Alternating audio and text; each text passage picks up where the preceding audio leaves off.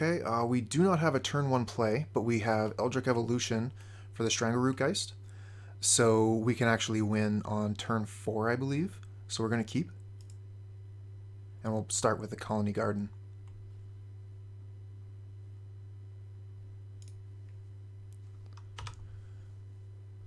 Now, if the opponent is up on their modern knowledge, Khalni Garden is played in very few decks, so they might be able to intuit what we're playing here.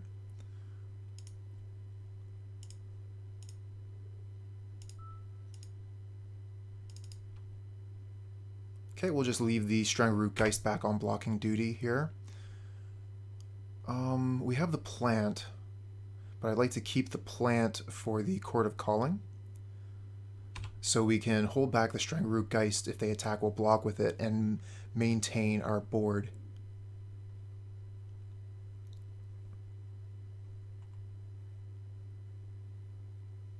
Then turn 4, we can play Cutthroat and Chord of Calling for a young wolf. Okay, their creature has protection from creatures. There's no point in holding the Geist back anymore. They'll come in for 2. And I'm thinking, unless they have some interaction here, we should be able to just take this. We might as well attack with the Geist first. Get some damage in.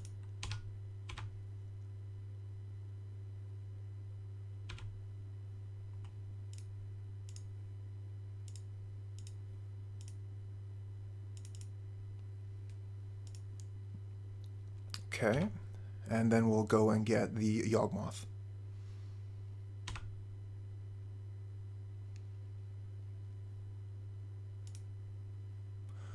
Okay.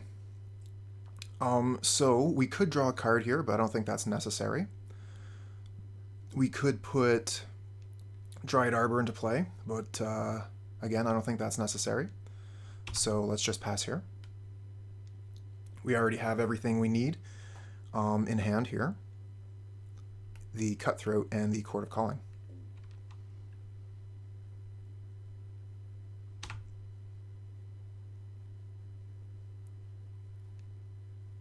Okay, so we win.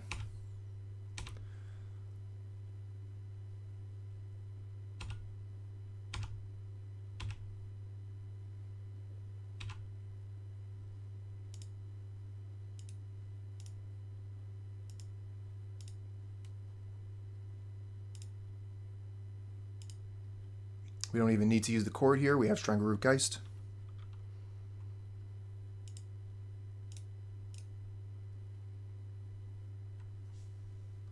Okay, so put the target on this one, sacrifice this one.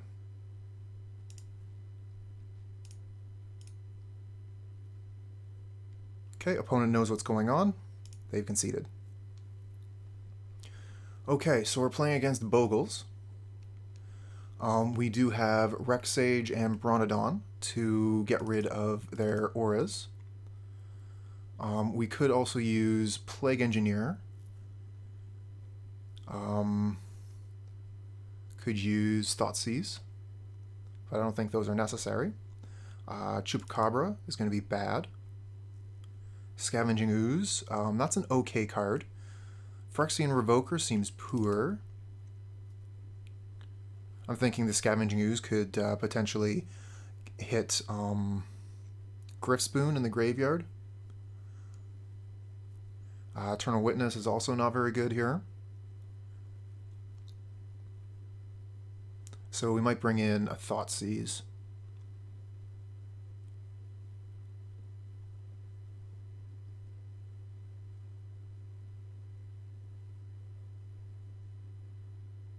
Now, I think we'll keep the Eternal Witness because it can get back the Brontodon and the Reclamation Sage. And I think the Scavenging Ooze is a little bit better than Thoughtseize. It's pretty close, though. Especially on the draw, being able to Thoughtseize a relevant spell could be quite good.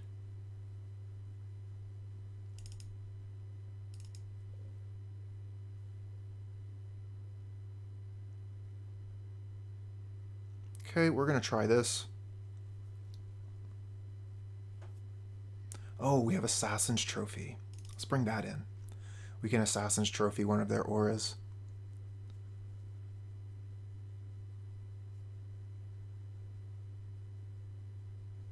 I think that's better than Thoughtseize. Okay.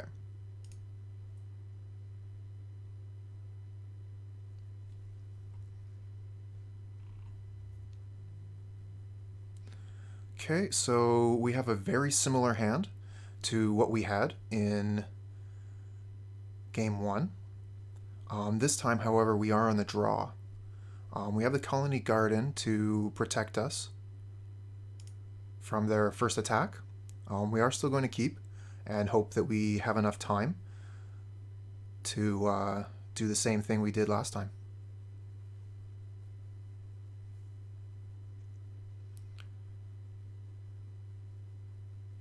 Geralf's Messenger comes into play tapped, which is a bit of a problem for Chord of Calling, but if we're putting it into play on turn 4 with a Yawgmoth and Strangleroot Geist already on the board, we'll be able to sacrifice it, but that won't untap it. In any event, let's get started. Okay, we find Young Wolf. I would like to get that out this turn, but I want to play the Strangleroot Geist on turn 2, because the Geist will be able to be evolved into Yawgmoth. So we'll start with the Garden, and we'll pass back. I imagine that they'll be bringing in Path to Exiles. Okay, here's a Spirit Dancer. And we get Birds of Paradise right on time. Sarcasm. Okay, we'll play Strangleroot Geist. And we'll go ahead and attack. We'll keep the plant back for blocks.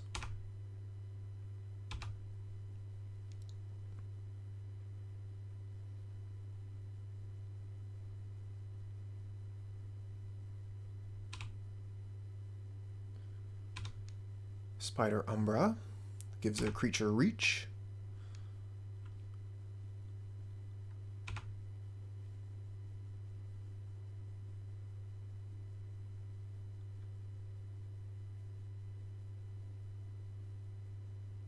Rancor gives it trample, so the plant isn't doing much good here. And Ethereal Armor is going to pump it up. Now it's a 12-12, and we're not going to be able to survive. So we're going to have to Eldritch Evolution into something else. And even then, I don't know if it's going to be enough. We have to get rid of that Rancor.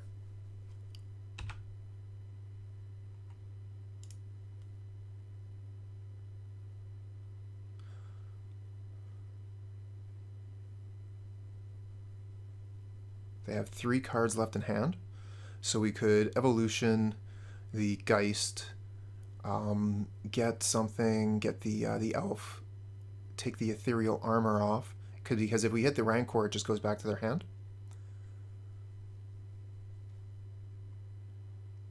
I'm just wondering if I keep the Geist back as well to try and soak up a bit more damage, but I think that's a losing game. I think this game is a losing game, honestly. A little bit too slow.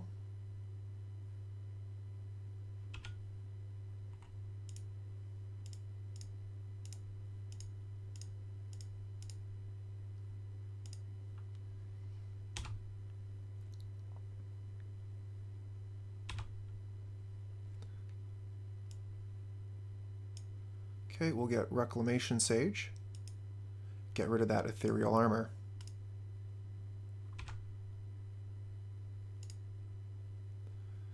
Okay, we have nothing more that we can do here, so we must pass.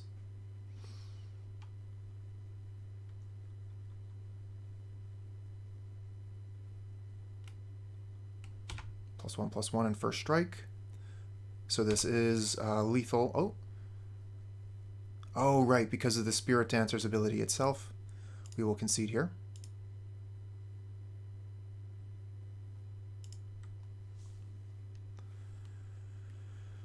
We'll reconsider how we want to board.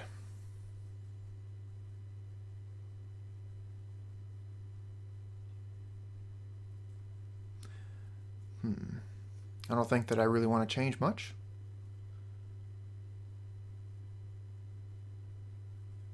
We'll just see if being on the play is enough. If we can win on turn 4, should be. Okay, we have Wall of Roots into Evolution. Again, not a great hand, but I think good enough to keep.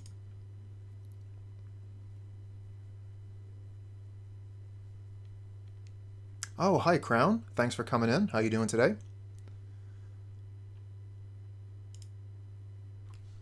Alright, we'll just play Verdant Catacombs pass.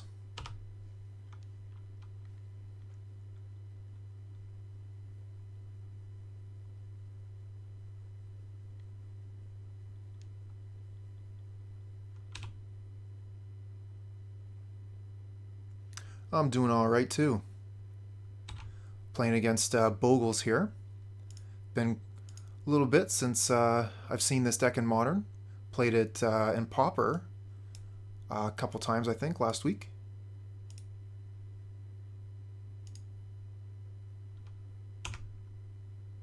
Okay, we find Brontodon. That's a nice body. It's got a thick butt. Let's see here. I think we'll just play the Twilight Mire, Wall of Roots, and pass.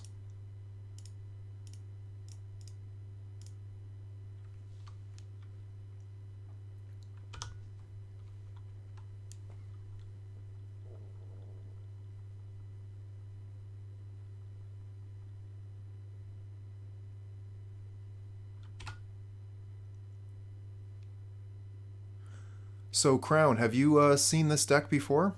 You familiar with the Yawgmoth combo?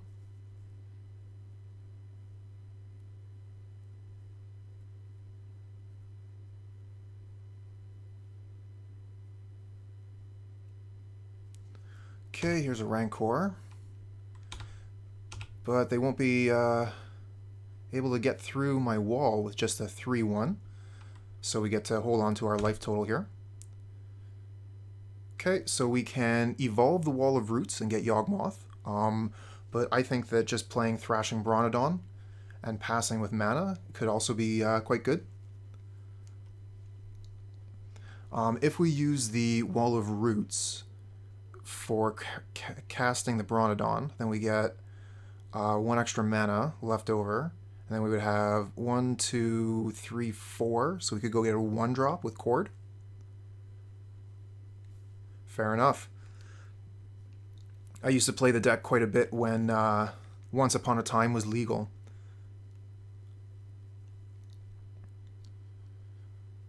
I think that we can do a little bit better than Chord of Calling for X's 1.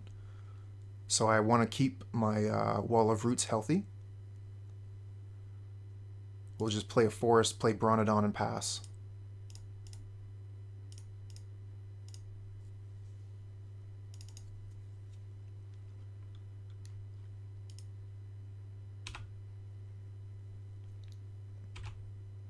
Okay, and we have the Wall of Roots to activate the Brontodon if we need it. Ah, Path to Exile, okay. If we... Yes, that's right. Wall of Roots convokes for 2. Although you have to activate the Wall of Roots before you cast the spell, because Modo doesn't recognize the Wall of Roots as a mana ability. We could hit the Rancor here, which would harm their mana a little bit, but then we wouldn't get to go get a basic, and I would like some more manas for my Chord of Calling. So we'll allow that to happen. And it takes a path out of their hand, which is quite nice. Go get Swamp. We'll go get Forest. We have Urborg in hand.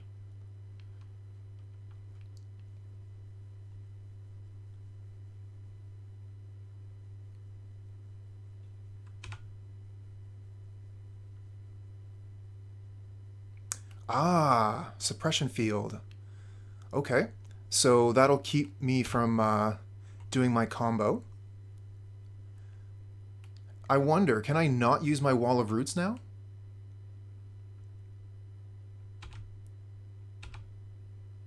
I'll have to check that. And if Suppression Field stops my Wall of Roots, then I think that I am going to get my money back for this league. Okay, Strangleroot Geist, very good. Start with an Urborg.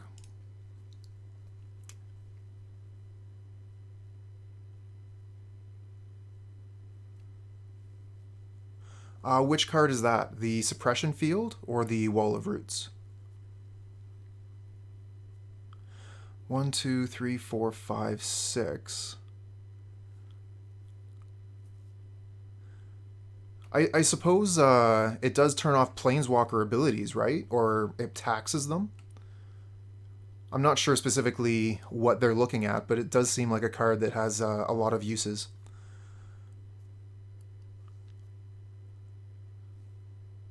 So I could Strangleroot and then Eldritch Evolution and go get the Reclamation Sage.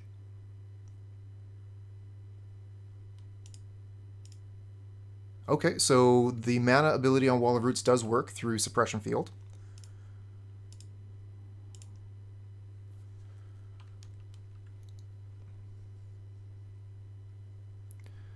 I think we can go ahead and attack with Strangleroot Geist if they want to block. That seems good for us. And then we'll evolve the Strangleroot Geist after that.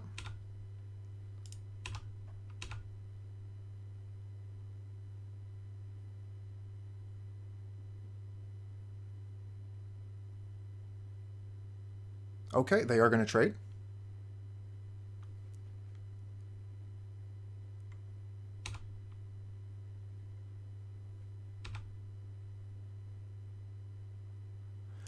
Okay, so in that case, we're going to Chord of Calling for the elf instead.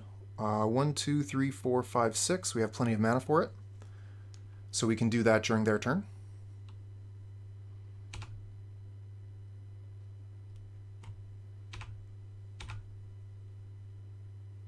Okay, they're attacking for 3 here.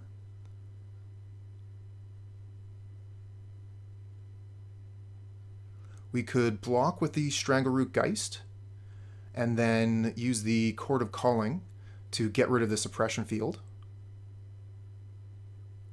Or we could use the Chord of Calling to get rid of the Rancor.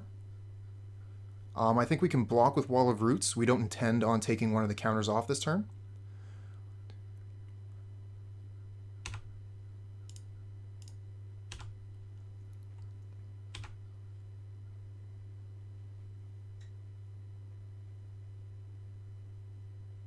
Okay, another suppression field. So that is a little bit of a problem. But they only have this 1/3/2, so maybe we just get aggressive and go get a messenger with the Chord of Calling and then evolve it into another messenger.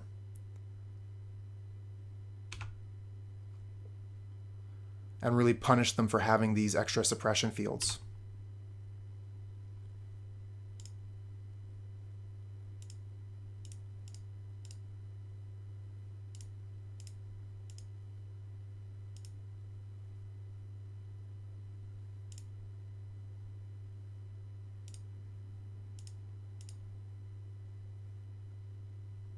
Okay, X is 3.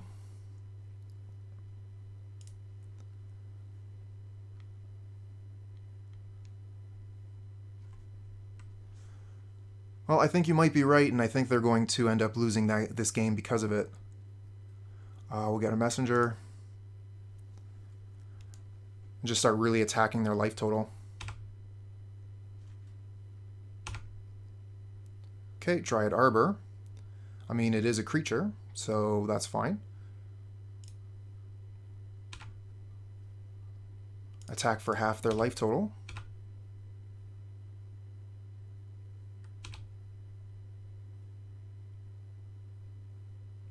And then we'll evolve the messenger.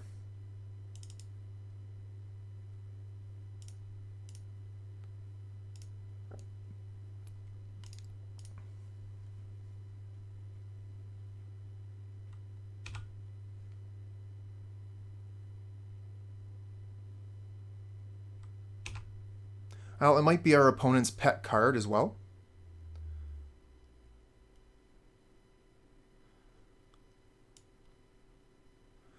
So I'm just thinking about what else we could get here. We could get Eternal Witness, bring the Chord back to our hand, and then we'll have Chord of Calling, and that would leave us with 1, 2, 3, 4, 5. So we could go get a 2-drop.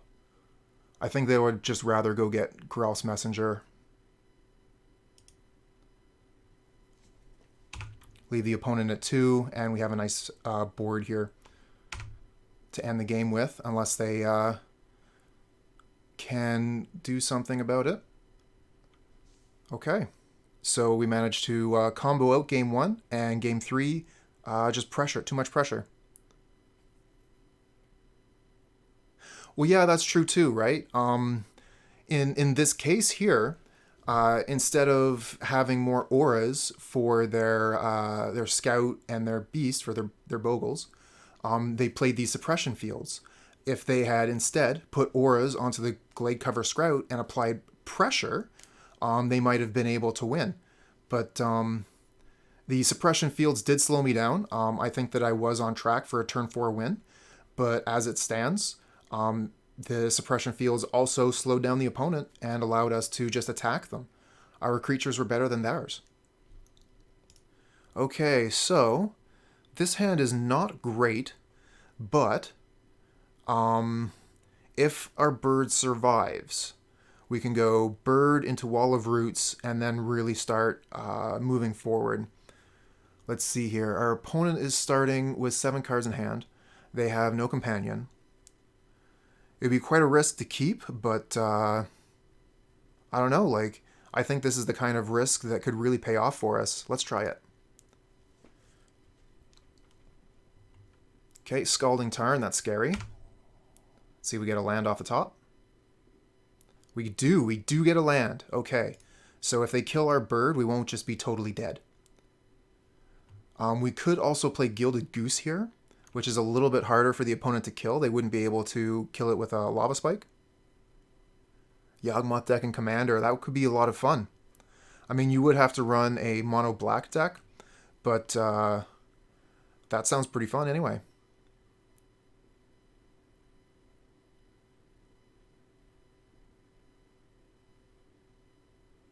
Okay, I'm going to start with the Goose, just because it's a little bit harder for the opponent to kill.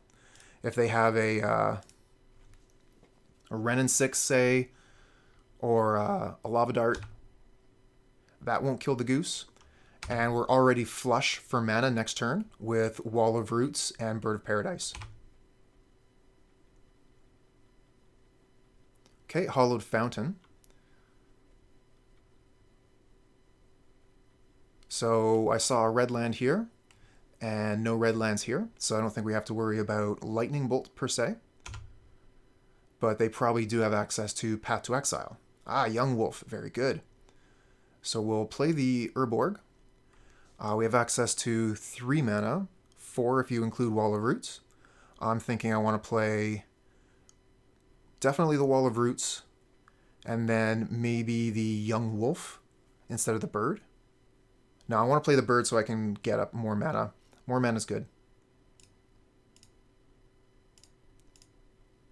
I don't want to lose the food yet, though.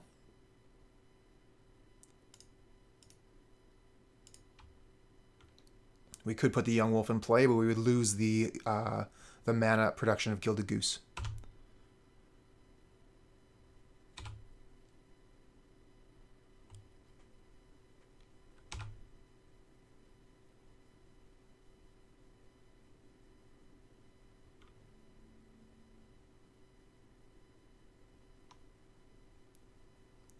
Okay, here's a Field of Ruin. Opponent still hasn't done anything. This is their 3rd turn coming. I wonder if they have a sweeper in store for us coming up. I really want to get Yawgmoth into play, but they've got counter magic here now. A little bit scary. Okay, we get another land. We have access to 1, 2, 3, 4, 5, 6, 7 mana, so we can play Young Wolf, and then end of turn, Chord of Calling, Yawgmoth in play.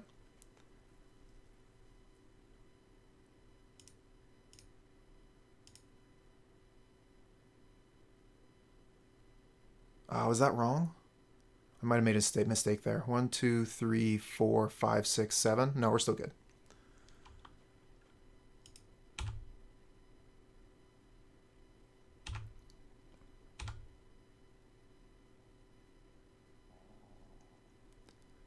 I didn't want to just cast Yawgmoth into a potential sweeper here. And end of turn, if they Cryptic Command or Chord of Calling, then we have Yawgmoth right out of our hand to start the combo going.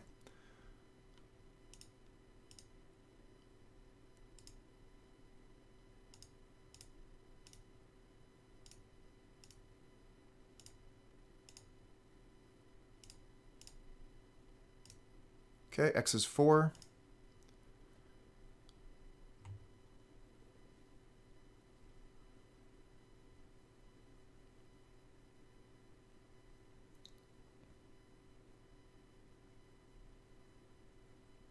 Let's see what the opponent thinks of that.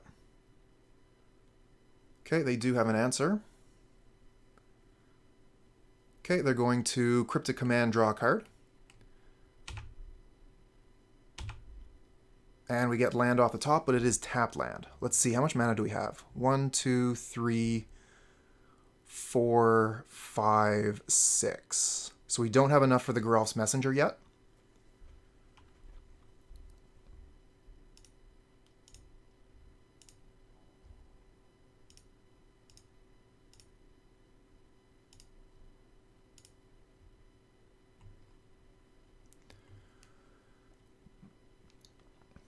Okay, so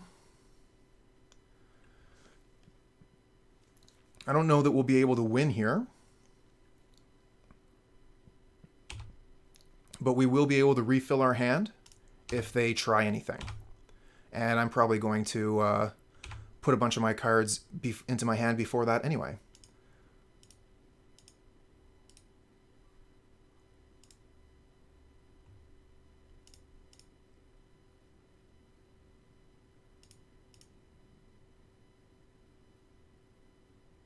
What just happened there? Oh, I don't get to draw the card because of how I targeted that. Okay.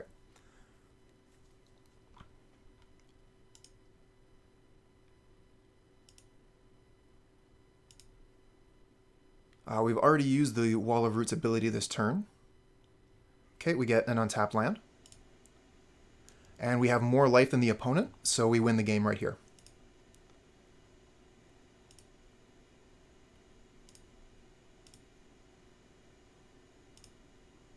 Tap this for black.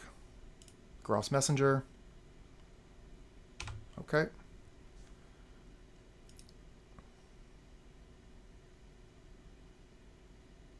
Okay, let's see, we put a token on the goose, then sacrifice the messenger.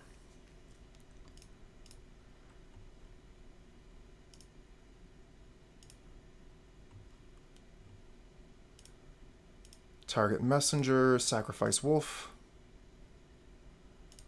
Target wolf, sacrifice messenger. Target messenger, sacrifice wolf. Target wolf, sacrifice messenger. Do this little song and dance a couple turns.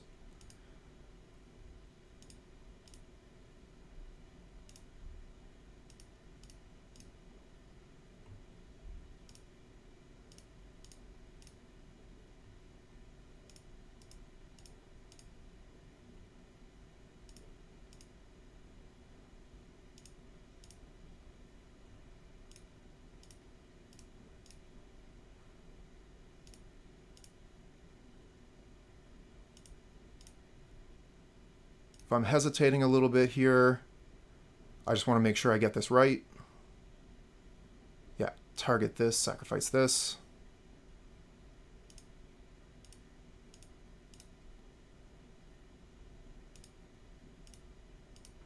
GG.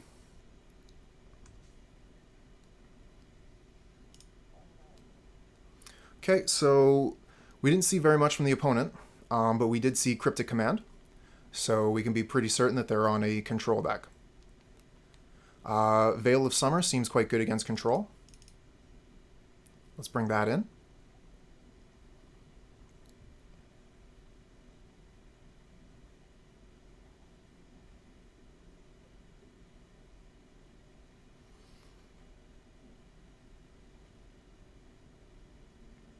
They might have access to something like Rest in Peace out of the board. Wouldn't mind a Rec Sage for that case as insurance. We could also bring in Thoughtseize to see if the coast is clear before we start to combo. Eternal Witness seems fine here. I don't like the Chupacabra. We'll take that out. The Scavenging Ooze could be quite good versus Snapcaster Mage.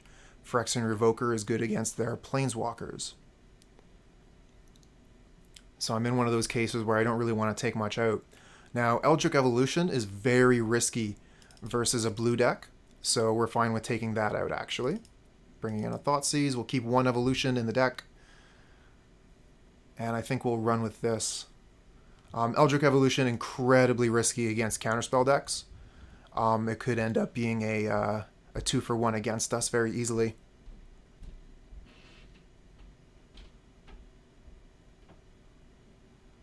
Huh. Want to be big famous? Wowee. Alright. We're going to submit like this.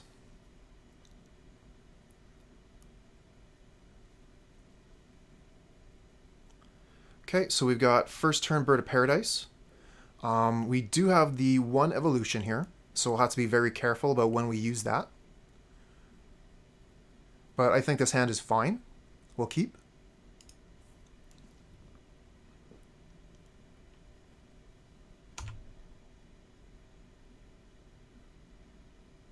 Wall of Roots, very nice. Start with a bird. Bird, bird, bird.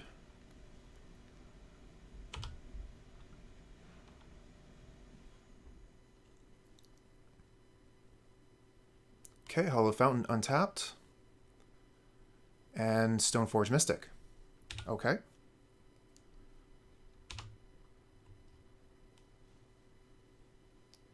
What are they getting here? Is it just a Batterskull? Yeah, no problem. So we could Revoker the Stoneforge Mystic, making it more difficult for them to put the Batterskull into play. That is an option for us. We find Scavenging Ooze.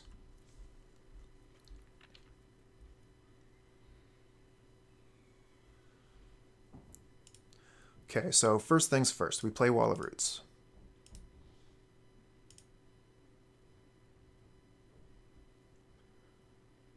I don't mind playing Revoker here on the Mystic. It slows down the Batterskull significantly. And then if they have a Path to Exile and hit a Revoker with it, that's not a big deal.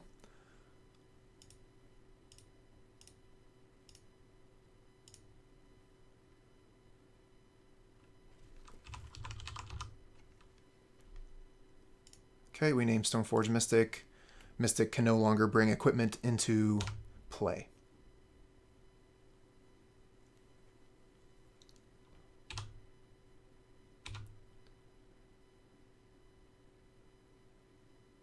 It always weirds me out when the opponent goes through their first main step so fast, but they don't have another land here.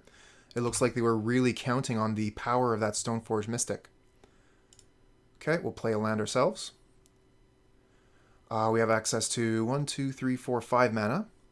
Again, we need to be very careful about the evolution here, but I don't mind playing a Geralf's Messenger.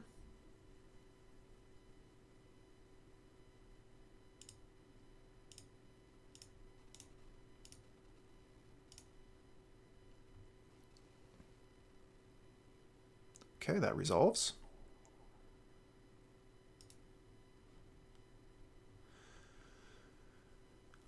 Now, do we want to play Scavenging Ooze? I think we do. Let's just fill up the board here. Oh, cancel that because of the way this thing works.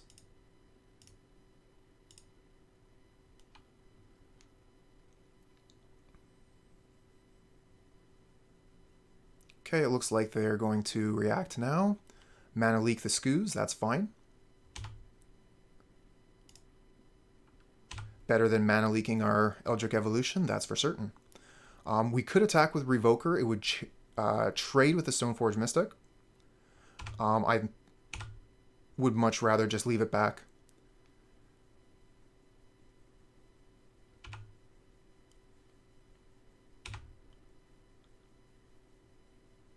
Okay, we get to untap with our Messenger and draw a Bird of Paradise off the top.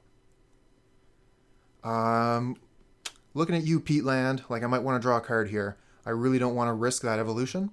Although evolution on Messenger wouldn't be too bad. We could do that. Let's start with an attack anyway.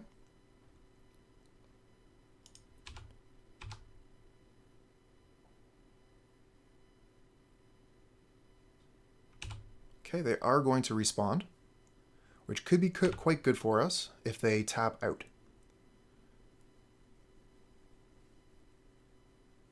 Hey there, handsome. How's it going?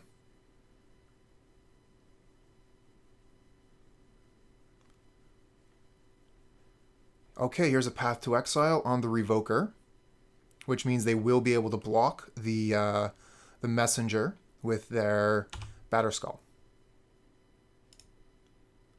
Yes, indeed. You know your modern decks.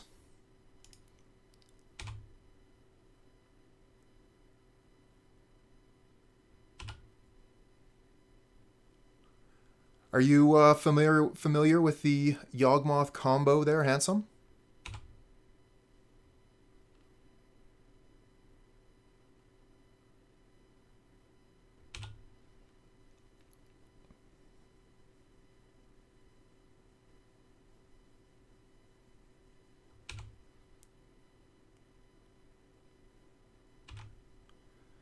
Okay, so... Oh, they're going to Surgical the Messenger while it's in the graveyard. Good play, opponent. It's cute.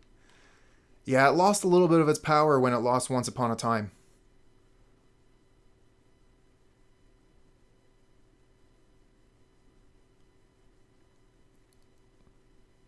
Was really hoping to start something here. Without the Surgical Extraction, I was going to Eldritch Evolution, go get a Yawgmoth, and start drawing cards. That's fair. That's fair. This, though, like for me personally, I'm a Golgari guy, so being able to play a Golgari deck is pretty nice.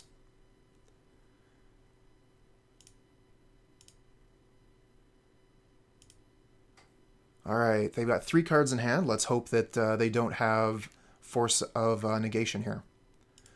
Going to evolve the Wall of Roots. Okay, it works.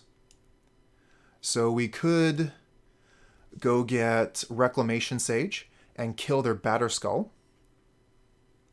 Or we could go get Yawgmoth.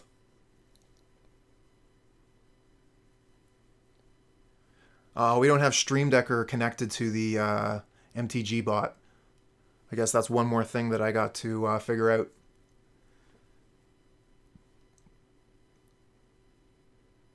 Get it together, Cooper. You're right. What am I even doing with my life? Got to focus more on magic. That's what's important. All right, I'm going to go for Yawgmoth here because it's going to draw me cards. And then we'll put, I think probably cut... I don't want to expose the Cutthroat. I'm going to put the other birds in play here.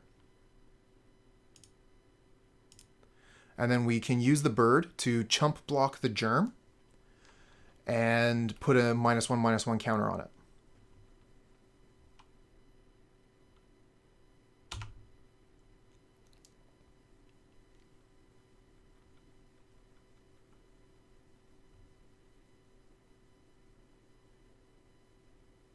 Okay, here's a Snapcaster Mage, and they're going to be able to Path to Exile the Yawgmoth here.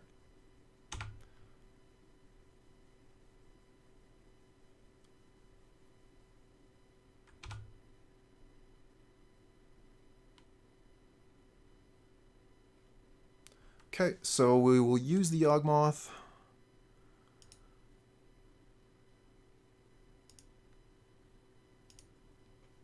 And draw some cards and get rid of some of their threats. Oh, a Young Wolf off the top. Dang, that would have been nice if it were in play with this mana that's available here.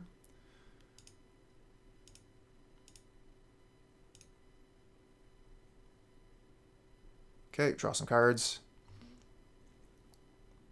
And then we'll have to let that happen. Go get our last basic.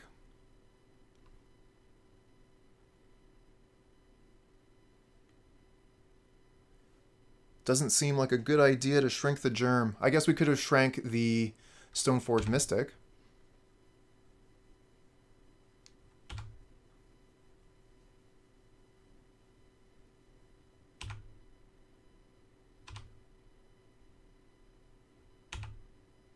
Okay, we got Strangleroot Geist. So we're most of the way to the combo. We just need another Yawgmoth. We will not want to attack with the Geist into their germ.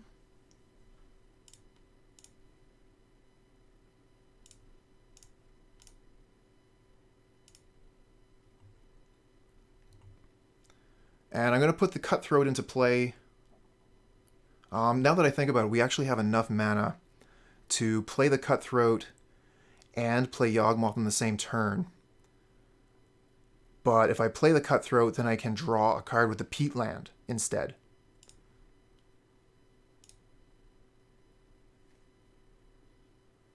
They unsummon and Stoneforge drop it. It's true, it's true. They don't exactly have a lot of mana to be doing that right now.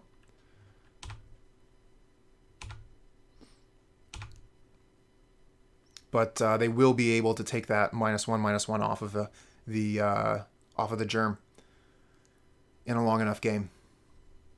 Okay, here's another Mystic.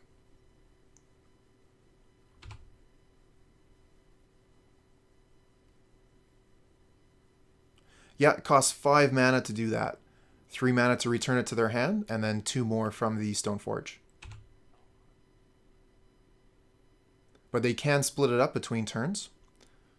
Let's see here. So they are playing with Sword of Feast and Famine. That's very good versus our deck. No attacks here. I would have just blocked with Yawgmoth. I could have double blocked and got rid of the germ as well. Let's see what we draw. Reclamation Sage, very nice. We can get rid of the Batterskull. Let's try drawing one more card. See if we draw Yawgmoth. Okay, we get Chord of Calling. 1, 2, 3, 4, 5, 6, 7. We have exactly enough to chord and win the game.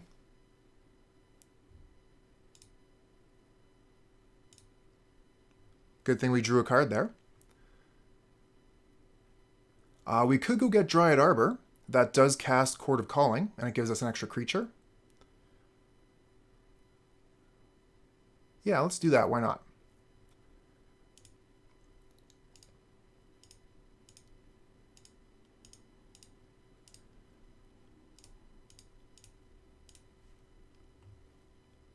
X is 4.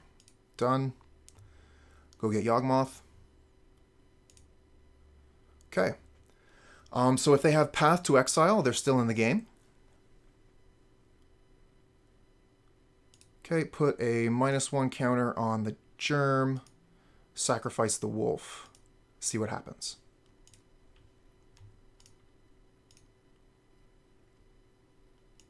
Do you have Path to Exile, opponent?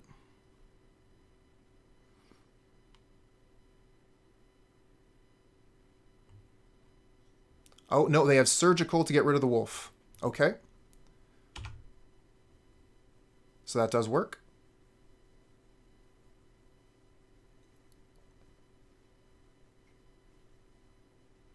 We've already played a land this turn, I believe. I might be wrong on that. Maybe we haven't played a land yet. We used the Verdant Catacombs, and we drew Rex Sage and Chord of Calling. I don't think we have played a land yet this turn. So if we draw land, Young Wolf, we can still win. Okay, we get Twilight Mire. That does not produce the mana we need. And if we continue to go off, that could be quite risky. We can, I think, at least kill the germ.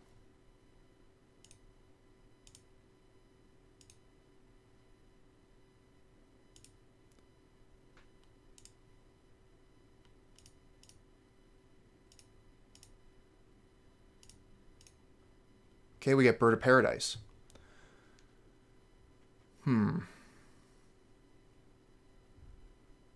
So we can only really draw one more card here. I think we just play the land and probably pass.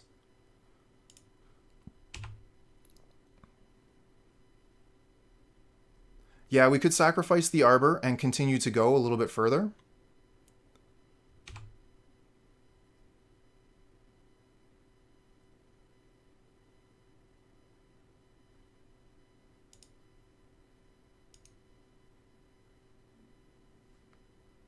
Yeah, I fetched for the Dryad Arbor. Yeah, but that was a fetch land that was already in play.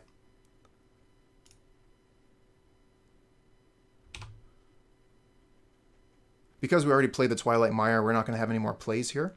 So I'm going to wait for the opponent to do something and then respond to it. If they attack with the Germ, we don't really have to worry about that. We are still in actually a fairly strong position here.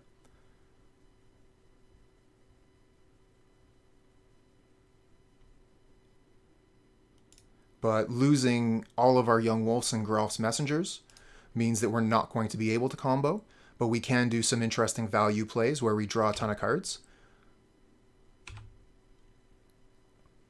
Okay, it looks like they're passing here. Very good. We get to untap. We get another Yawgmoth. Not much value there. If we Rec Sage the Batterskull, they return it to their hand, so we don't want to do that. Let's start by playing a bird with the Dryad Arbor and resetting the Geist and drawing a card.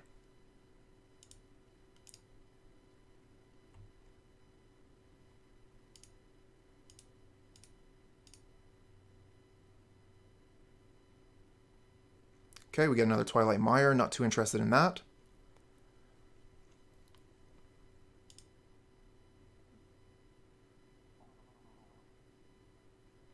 We'll put a -1 on the Germ, sacrificing the Geist.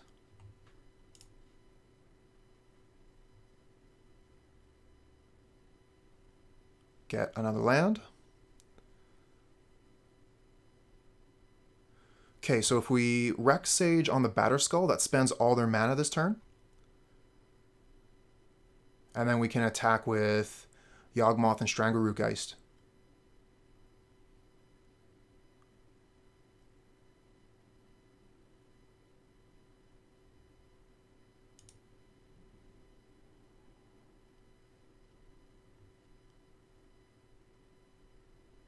Not sure about that play. There's a lot of it's pretty difficult because we don't know what's on the top of our deck, right? So we don't know what we're going to draw for losing these creatures. Let's go a little bit further. Let's dig some more. Put a counter on Strangleroot Geist, sacrifice bird. Okay, another land. So we're not going to be able to go much further here. But let's dig another card deep.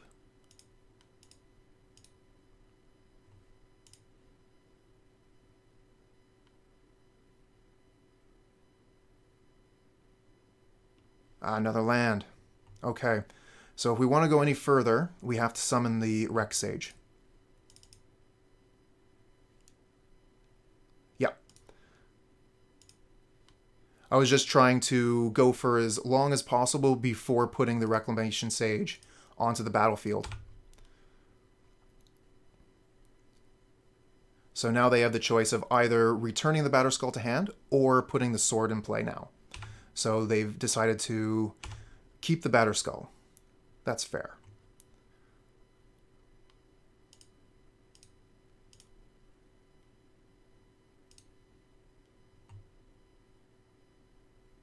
Another land, and unfortunately we've already played a land, so we cannot draw a card with that. So we got one more card draw coming to us.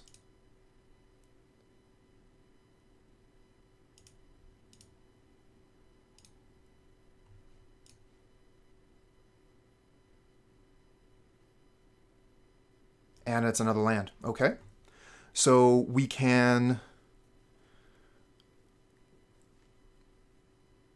use the proliferate feature.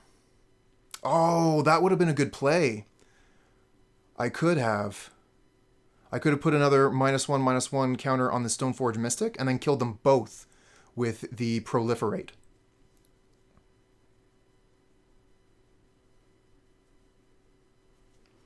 Okay, so I'm going to go a little bit further, draw a couple more cards, and then I'll attack in with a Geist, and I'll get rid of this Stoneforge Mystic. Okay, put a counter on the Geist, sacrifice the Cutthroat. Get Wall of Roots. Okay, I can play the Wall of Roots because I have the Twilight Mire to go black-black. Hey, that worked out in one of our humans games, didn't it? With the general.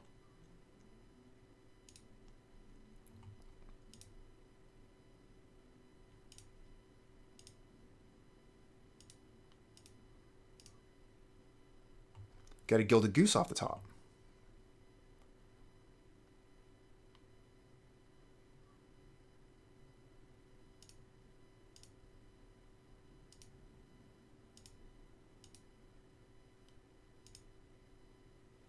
Okay.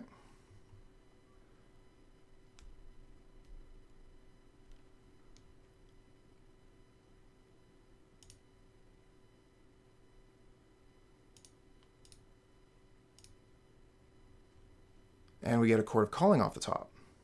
So let's play the Goose. Goose is on the loose, and we'll attack for 5. Not a bad turn, I would say. It did really eat into our clock here. So if we do end up losing this game, we probably end up losing the match. Should have discarded Urborg there.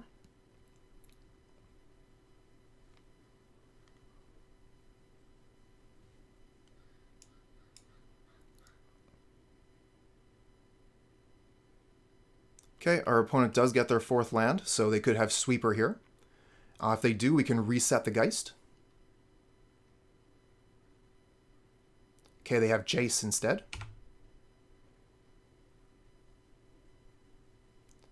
They will need to bounce something here. They're returning the Yawgmoth to hand. Okay.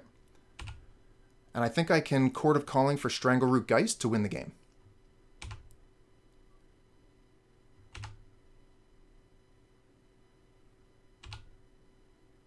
Another Yawgmoth. Great. So we'll play Twilight Mire. Cast Chord of Calling. 1, 2, 3, 4, 5. X is 2. Go get Strangleroot Geist. And attack all.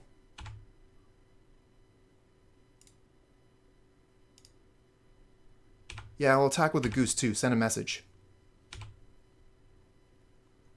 Hey, alright. Okay, we get another 1-land hand here. I mean, for a 1-land hand, this is pretty good. I'm going to keep it. Okay, we're fighting against basic Forest Elvish Reclaimer. So this is going to be a lands deck. And we get a land off the top. Always had it. Let's play a Bird of Paradise. And start setting up.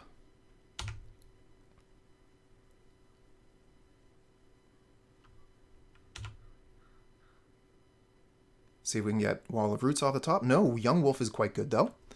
That's our first Undying creature in hand. And we have access to 3 mana total. So we could play Gilded Goose, Bird of Paradise, Young Wolf. And that would give us access to so many manas.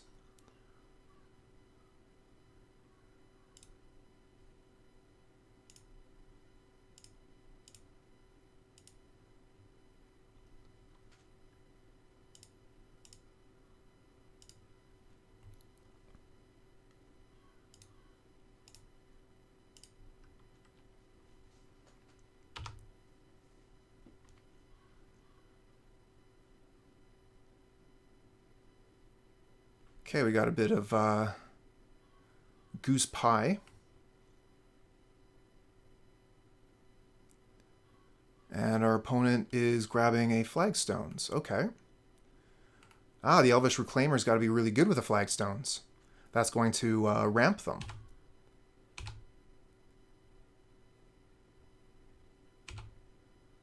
And we get another Young Wolf. So this might be GG.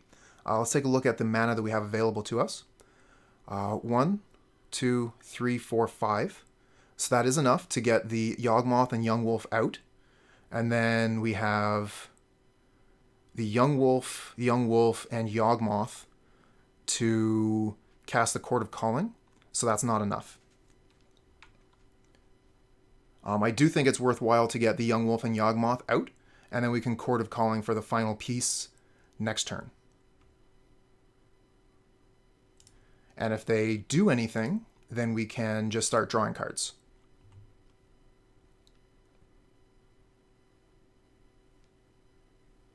Yeah, I agree. Almost certainly a Titan deck.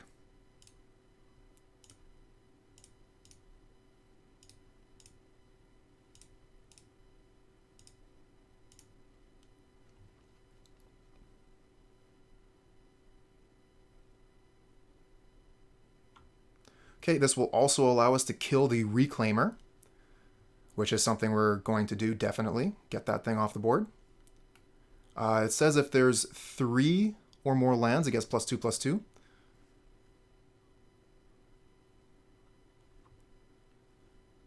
So once they use the Reclaimer's ability, it is going to become a 3/4, making it much more difficult for us to kill.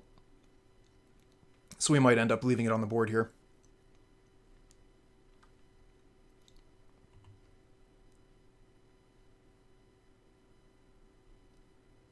I think we can go ahead and draw 1 card, see if we get a land.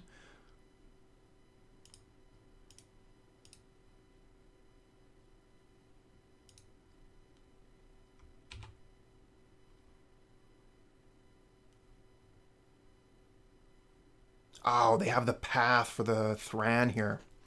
That's unfortunate.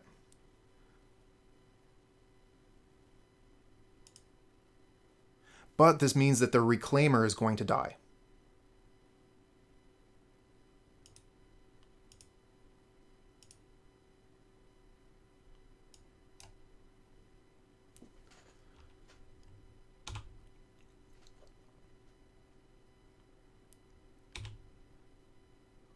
Okay, we got another Young Wolf.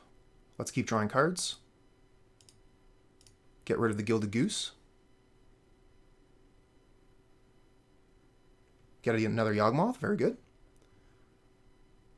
And then we'll grow the Young Wolf.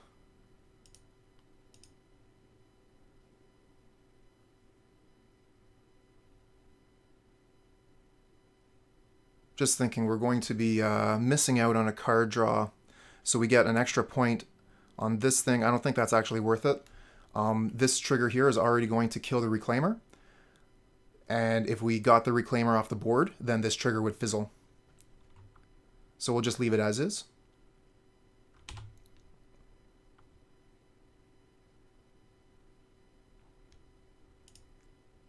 Yes, we'll go get a forest. We have plenty of black mana. Need green mana for the Chord. Get our wolf back. Bye-bye Reclaimer. Draw a card.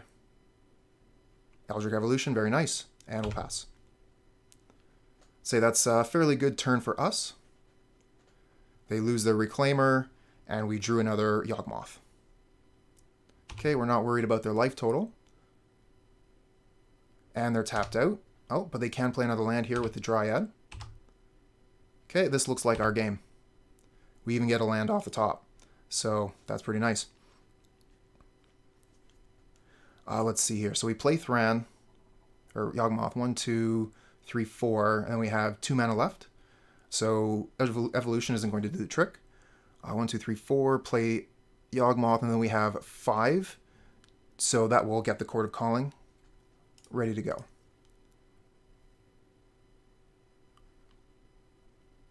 We'll get another forest.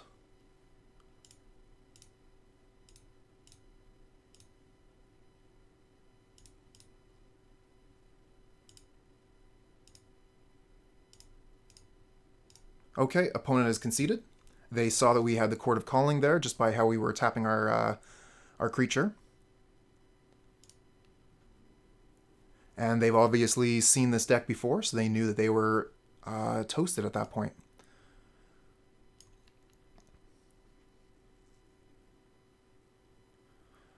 So the Dampening Sphere doesn't seem to be quite as good against the land decks that are in circulation right now. They're not generally using the Karoo lands, although the Dampening Sphere does hurt one of their lands, I believe. Actually, I think Ashiok would be quite good. They can't search their library with Ashiok in play.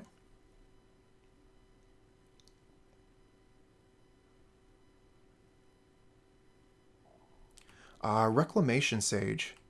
The new Dryad that the deck is using, that is an enchantment creature, isn't it? Dryad of Elysian Grove.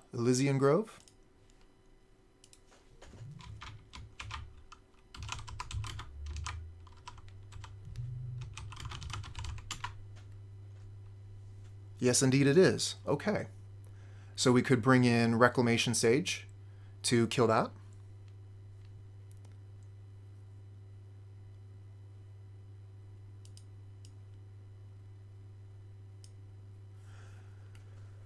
Fatal Push also hits a lot of their creatures, actually. We could bring in one of those. We could use Assassin's Trophy to get rid of their field, but if the game is going long enough that they're killing us with zombies, then we are not going to win anyway.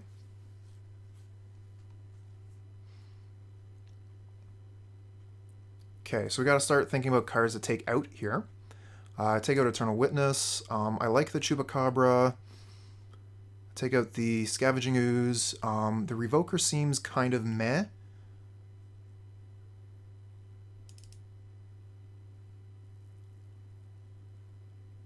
Alright, we're going to try this.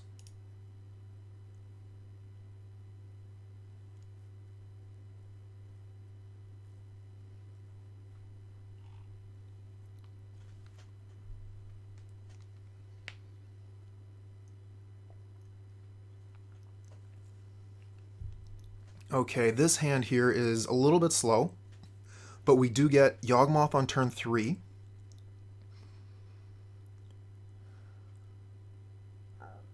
And then if we can get the Geralf's Messenger into play, we could actually have them on turn 4. This might be too slow, but I'm going to keep it because we have the Yawgmoth in play, or we have the Yawgmoth and we can get it into play on turn 3.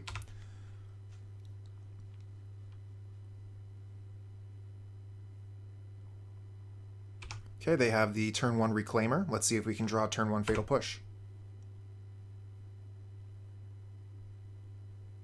No luck, but we do have the 3rd black mana for the Messenger. That's good.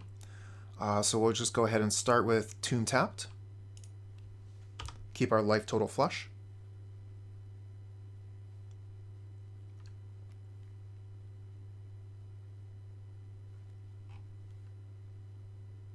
Oh, okay, and they have the Flagstones, so the Reclaimer is going to be doing a ton of work right from the start.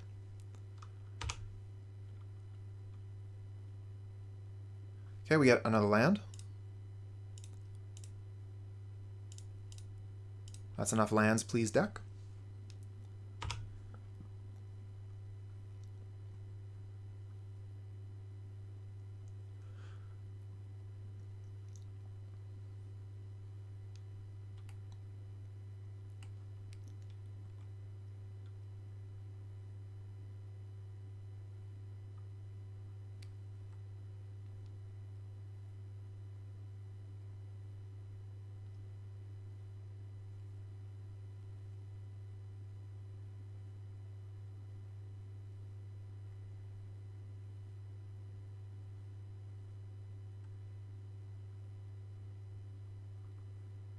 Yeah, and they get another Flagstones. So the Elvish Reclaimer is just going to be able to continuously ramp them turn after turn after turn.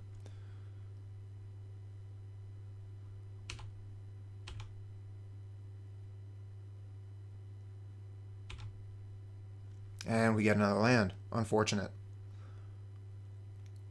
Okay, so we'll put the Yawgmoth into play, or we could put the Geralf's Messenger into play.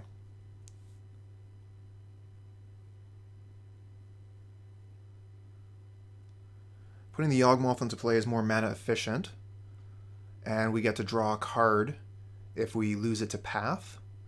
Still not happy about doing it, though.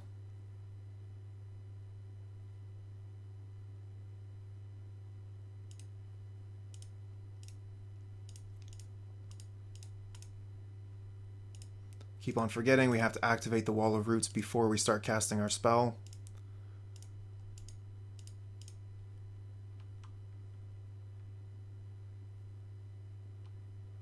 Okay, and we'll pass here.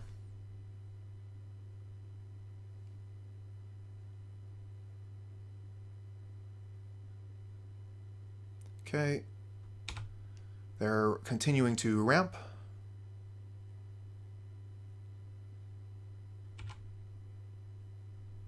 Do they get another flagstones here? Or do they get like a Field of the Dead or something? No, another flagstones.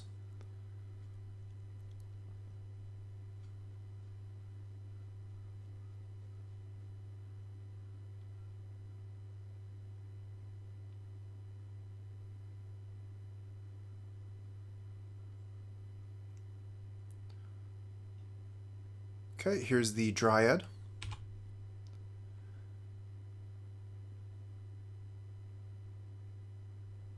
And Valakut going off. Okay, and they're going to have enough with the Reclaimer here to get the Valakut to go off again.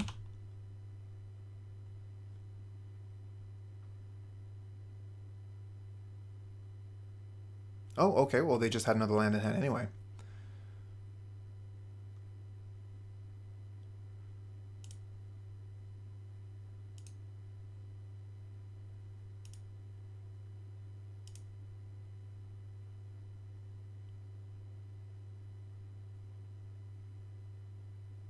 We're going to draw a card just to see what we get here. Yawgmoth, so we were pretty close. If they didn't have the answer here, we were looking to win on the next turn. But it's going to be very difficult at this point to get anything done that they have the Reclaimer and the Valakut and the Dryad. We need to find an answer to something that they have, and there's just no answers in our hand. So we're going to move on to the next game and conserve our time. Some of these games can take quite a bit of time off our clock.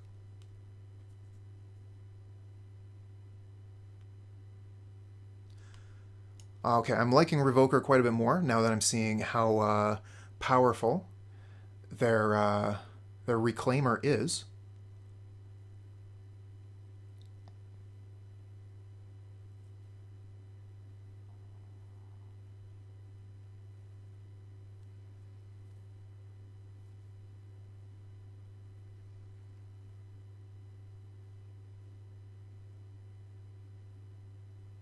And maybe we take out the Reclamation Sage and just lean on the Chupacabra. I kind of like it as just like a backup plan.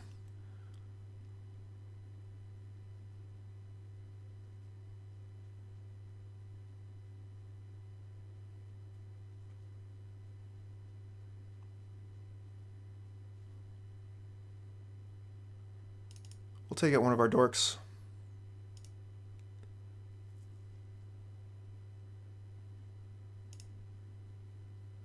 Okay, this hand looks great. We'll keep.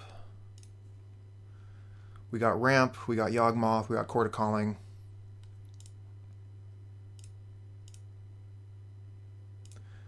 Unfortunately, we have the Dryad Arbor in play. I almost mistook that for a forest and put it into play. That would have been embarrassing. Okay, Breeding Pool, and do they have the Reclaimer turn 1 again? Yes, they do. And we get another land off the top. So we have access to 3 mana, which doesn't get us much of anything. So we'll just play the Dryad Arbor and the bird. And we'll pass.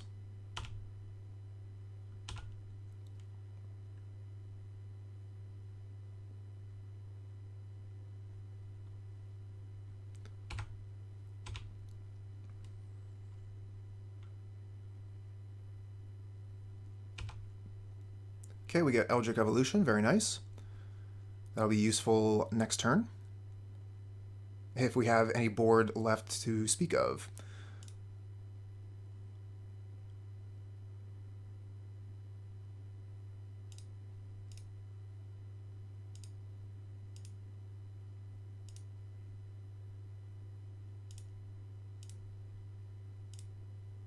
Okay, we'll play Thran. And we're considering trading our birds to get rid of this Reclaimer. The Reclaimer has just been such a huge boon for the opponent's deck, being able to ramp them, that we might want to just go ahead and get rid of it right now while we have the opportunity.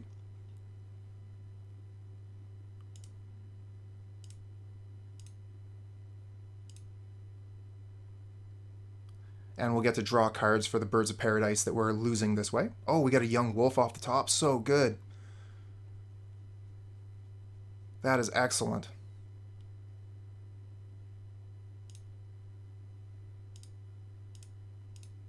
Sacrifice the young wolf. Comes back. Draw a card. Kill the Reclaimer.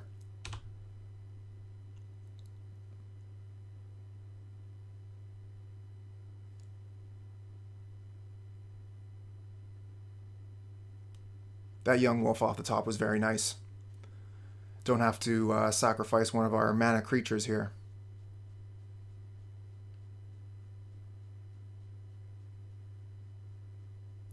And then we can Chord for another young wolf and Evolution for a Cutthroat.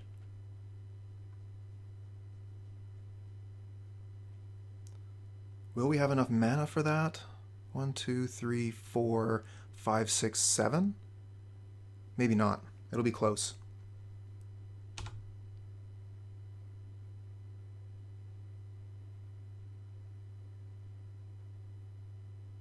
Oh, they're going to be able to go get a fetch land here. So we're going to want to go ahead and kill the Reclaimer immediately so that it won't get the ++.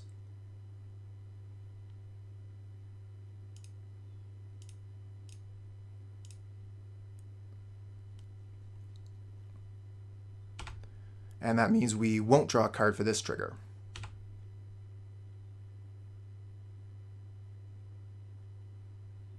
Ah, Bojuka Bog gets rid of our young wolf. Okay. Interesting board state we've come into here.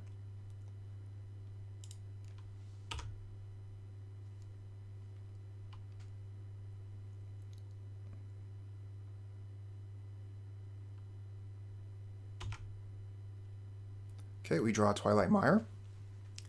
So we could play Wall of Roots and evolve it. We could, let's see here, we have access to 1, 2, 3, 4, 5.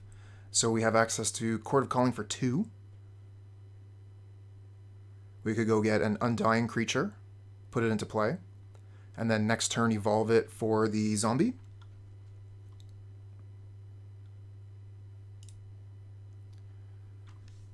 And if we put the Wall of Roots into play, it convokes for 2 anyways, so it's free.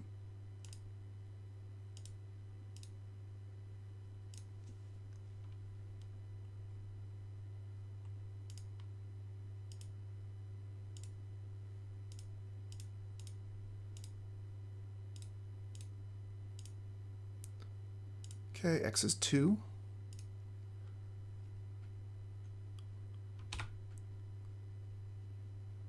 Now they're fetching. It looks like they have an answer. Might be looking to take the Yawgmoth off of the field, but why wouldn't they do that during my upkeep?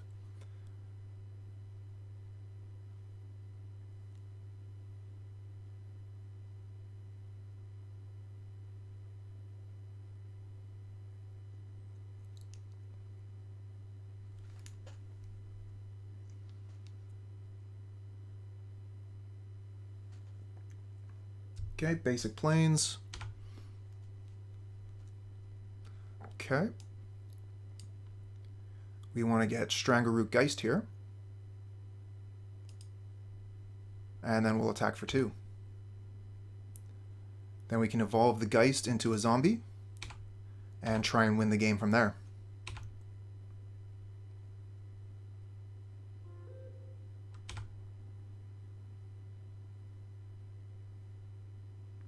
Ah, okay.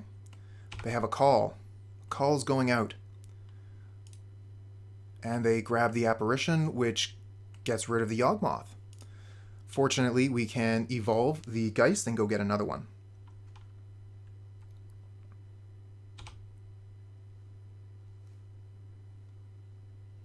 Okay, so Yawgmoth's leaving the field here. Something that we can do is we can put a -1/-1 counter on this and draw a card, sacrificing our Geist.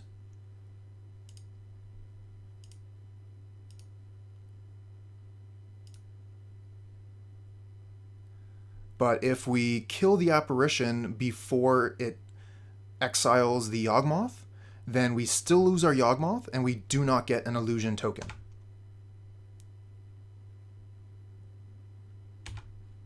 Okay, we get Messenger off the top. So I think we actually win next turn.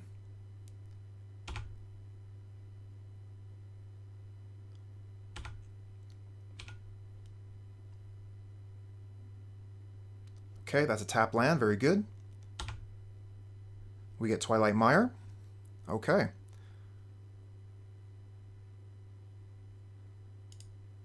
So we play the Twilight Mire. We make black. We make black. Play the Messenger. Okay.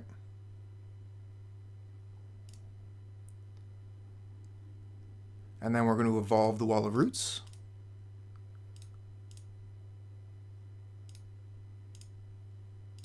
And go get Yawgmoth. Now we have more life than the opponent, so they die. Opponent knows what's going on, so they've conceded. This hand is garbage. Throw it away.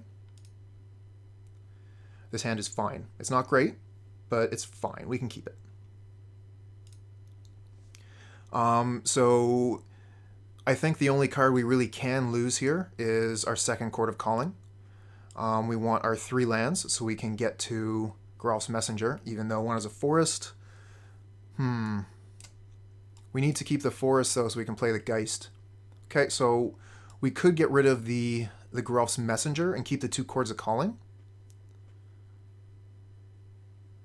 And we could Chord of Calling for a awkward, very awkward. I'm gonna get rid of one of the chords and we'll go from here.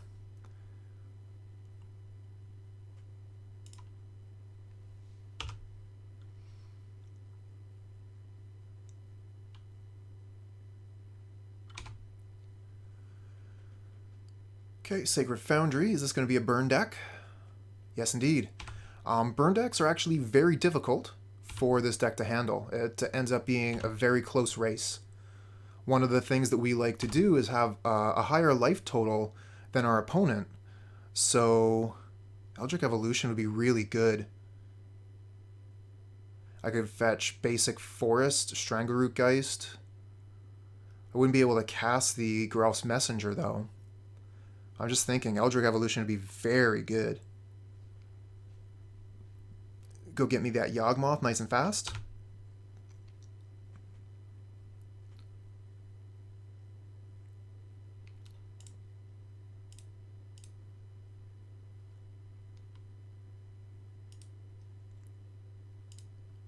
Strangleroot Geist, and we'll leave it back on blocking duty.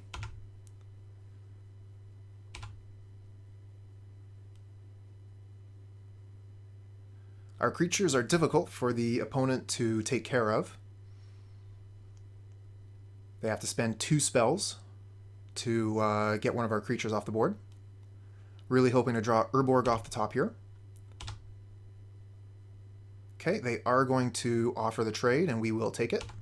Land off the top, please. No, Yawgmoth on top. Okay. Go ahead and block.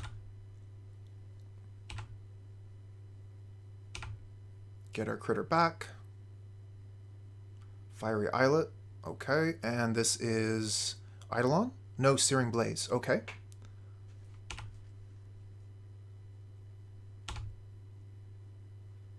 So, unfortunately, we're caught with our pants down here and can't do anything.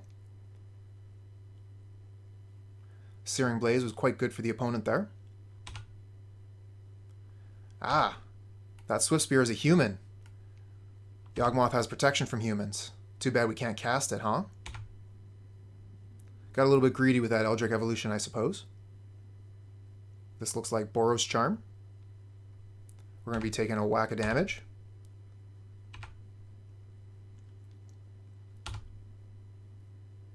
And we find another uncastable card.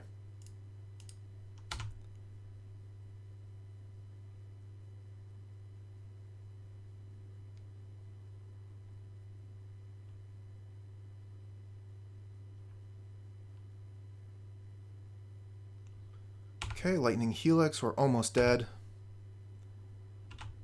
They just need a Lightning Bolt to send to our head.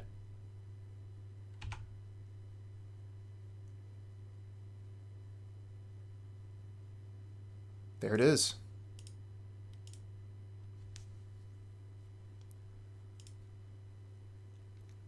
Okay, so we definitely bring in Kitchen Finks and Obstinate Baloth. Fatal Push seems fine. And we could bring in Brontodon because it has a big butt. We'll take out Eternal Witness for sure. Take out the Phyrexian Revoker. We can take out one of the Geralf's Messengers and probably the Ravenous Chupacabra. Although it does trade quite nicely with the opponent's creatures. It costs 4 mana. Could also take out one of our search spells. We could take out one of our mana dorks.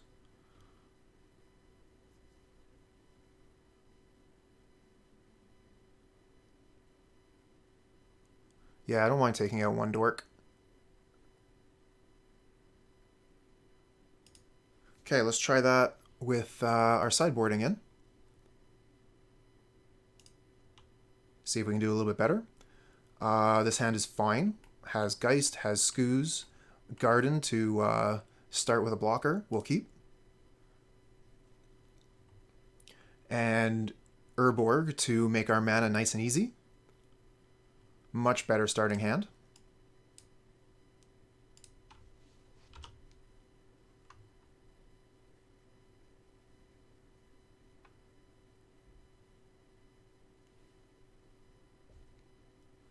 Okay, so we have the Swift Spear start. We're going to go ahead and take 1 damage.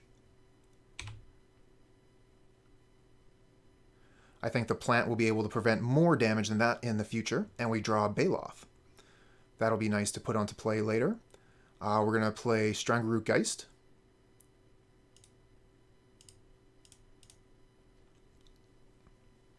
And again, we're going to hang back.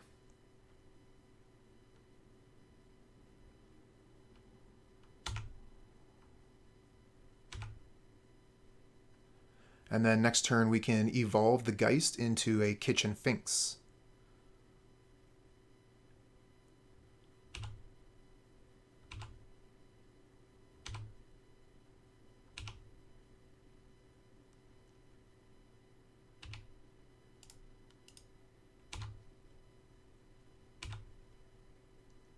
Okay, they only have 1 land here. It's good for us. We get another land off the top. So we're looking at evolving the Goose, or the Geist, into a Finks, and then next turn we will play the Baloth.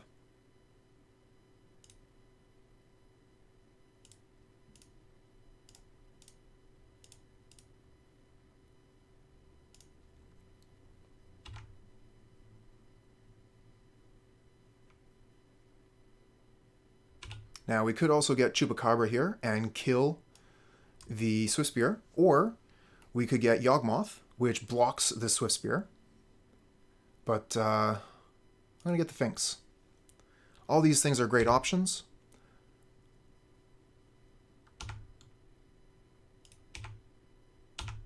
Okay, we're going to start pressuring their life total. We have 6 power on board, and we're about to go up to 10 power on board.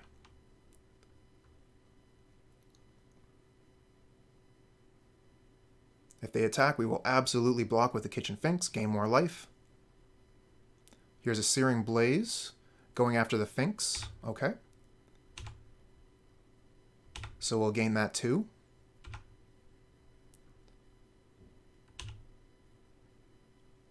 And now I think we'll just take the 2 from the Swift Spear and keep the Finks.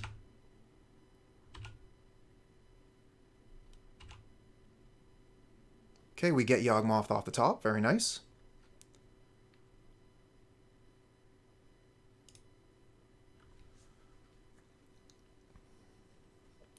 Think that we could play the Yawgmoth here instead of the Baloth. I don't see them doing 15 damage to us in one turn.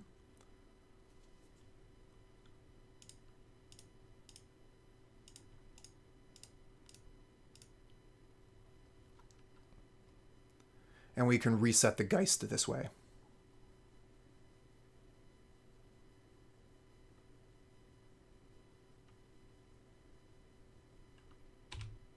And having protection from humans makes it a perfect blocker for the Swift Spear.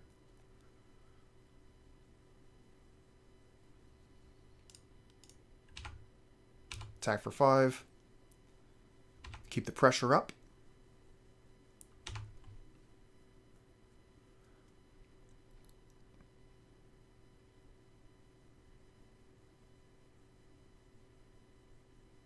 Oh, they have a Path to Exile for the Physician. Okay.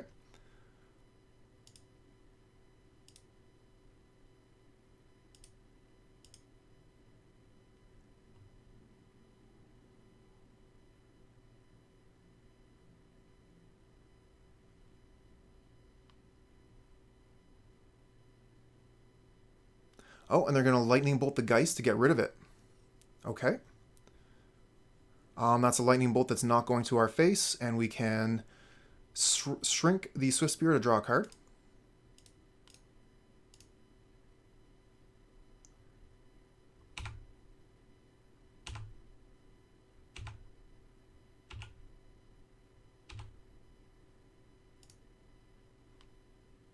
We'll go get Forest because we already have Urborg. And we have Baloth here to gain us back a whole bunch of life. We can also play Scavenging Ooze. And we also have Wall of Roots. So let's see, we have access to 1, 2, 3, 4, 5, 6, total of 7 mana. So we're not going to be able to do everything. We'll play Baloth and Wall of Roots, and next turn we'll have Scavenging Ooze ready to go.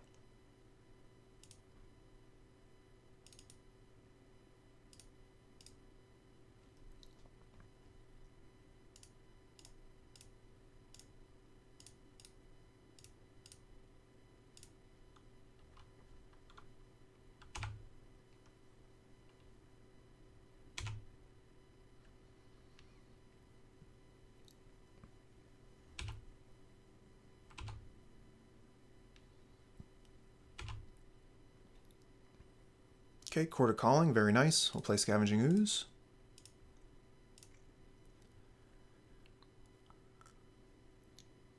See if they'll concede to that. They do. Too much life gain for the opponent. Don't think I want to change anything, though. We could bring in Reclamation Sage for their Eidolon, but we already have Thrashing Brontodon. I think we'll just run it back.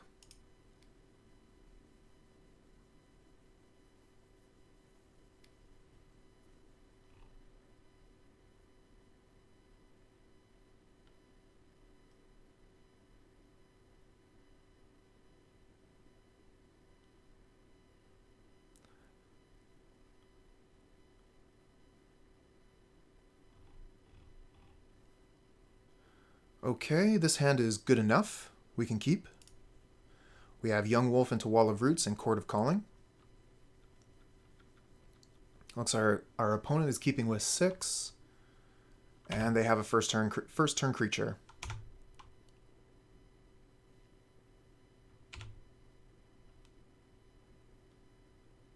Okay, we get another Overgrown Tomb, so we're going to have to pay 2 life to play our wolf.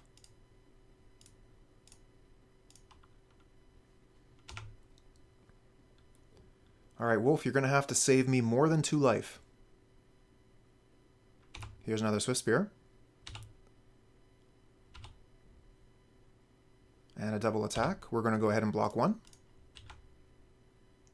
Make our wolf bigger. and take 1 damage. Rift Bolt, okay.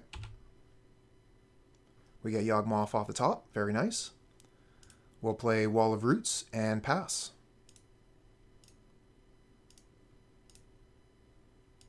Now we could Chord of Calling for Dryad Arbor.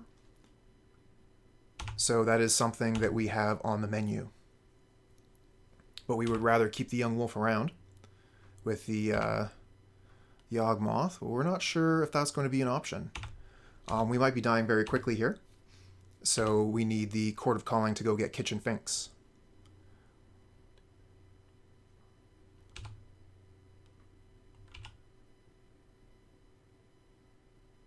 Okay, so if we specifically want Kitchen Finks, we need to keep the wolf. So we can only block with the Wall of Roots.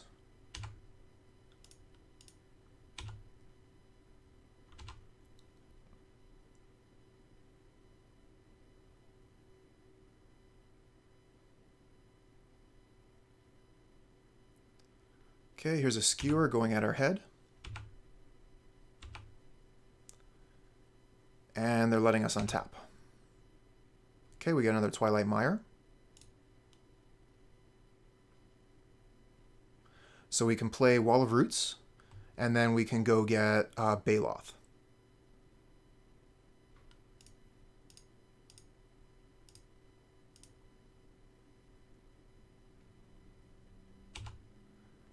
Or,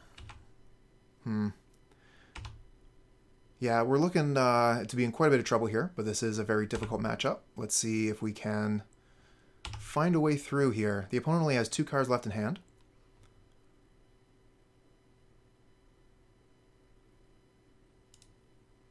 Cancel that.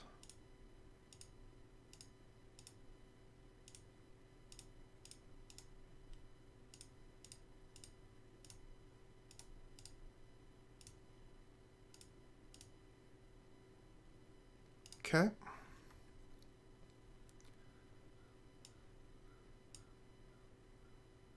Go get Obstinate Baloth. Gain 4. Have a 4/4. Looks like they have Skullcrack here. Yep.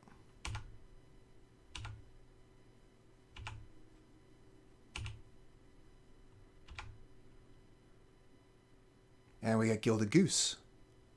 So that'll gain us a little bit of life.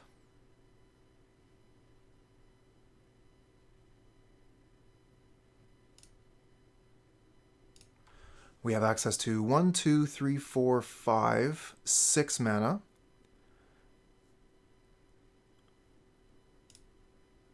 Okay, we'll play the Goose. We'll play Nurturing Peatland so we can draw a card. And we'll have access to gain 3 life.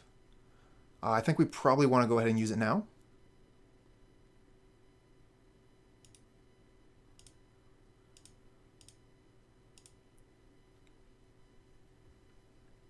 And then we'll pass the turn. We could attack with the Baloth here. I don't mind that. But that does make our blocks far, far weaker. Let's hold back and see if we can win through Yawgmoth.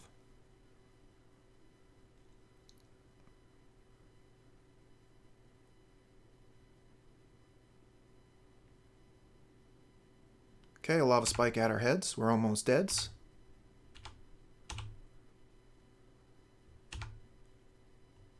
Do they bother attacking? Nope. Alright, so our Goose is on the loose.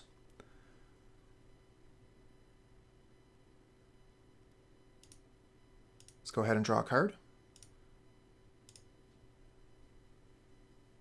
We find another bird. Okay. And a Blooming Marsh, which comes into play tapped.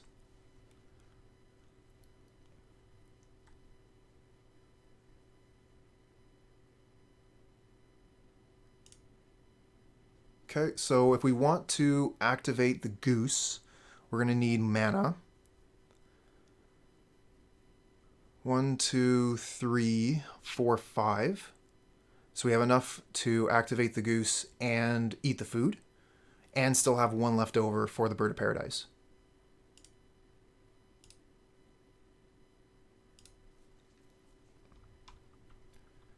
We could also put the Yawgmoth in play, which I think would be quite good. But then we wouldn't have the Gilded Goose activation this turn.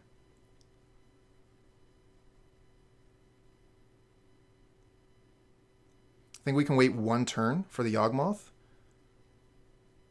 because we don't win with Yawgmoth this turn, and next turn we'll have access to more mana.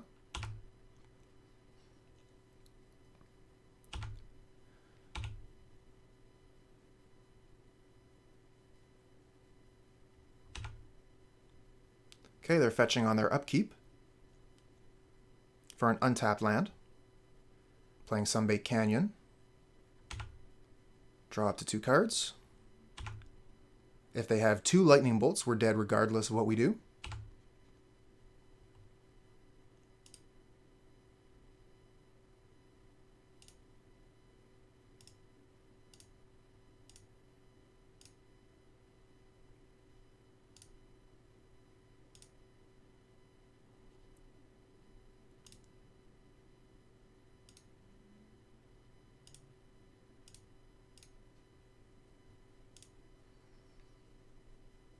See if they'll let us gain 3 life here.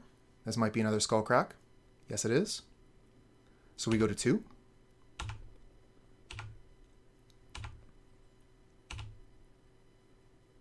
What do we draw? We get another Yawgmoth. That's no good.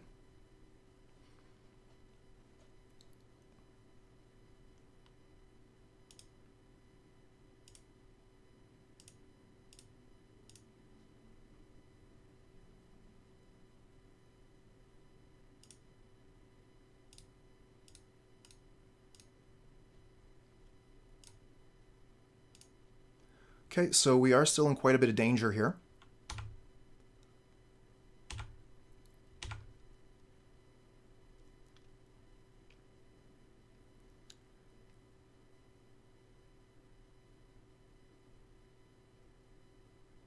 Okay, here's a Rift Bolt. Straight to the noggin. Oh, no, that kills the goose. Okay, so no more gaining life. But they don't attack. Okay. We find Khalni Garden. Play that.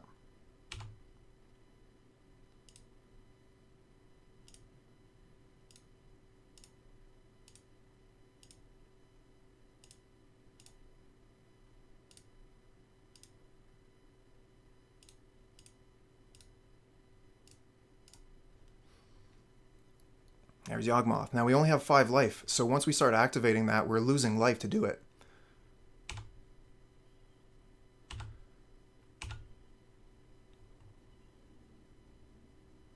We activate it twice, we're in bolt range.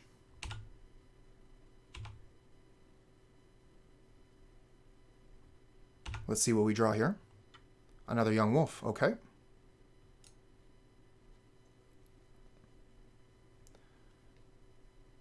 Now if they have Boros Charm, we activate Yawgmoth even once, we're dead.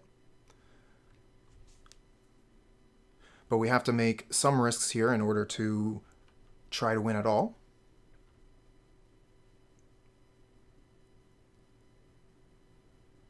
Very awkward position we're in, that's to be sure. If we were just sacrificing the creatures without the life cost, it would be no question at all. But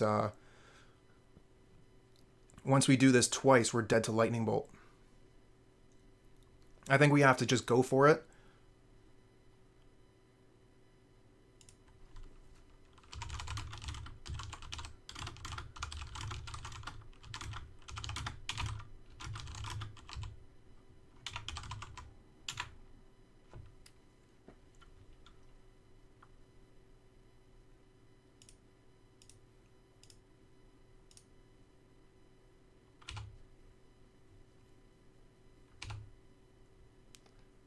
Okay, we'll use this to draw a card.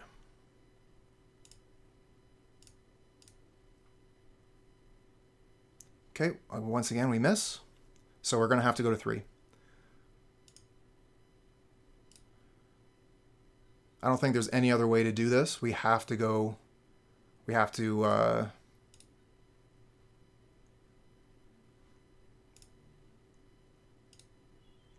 Let's see if we're dead. Okay, we're not dead yet.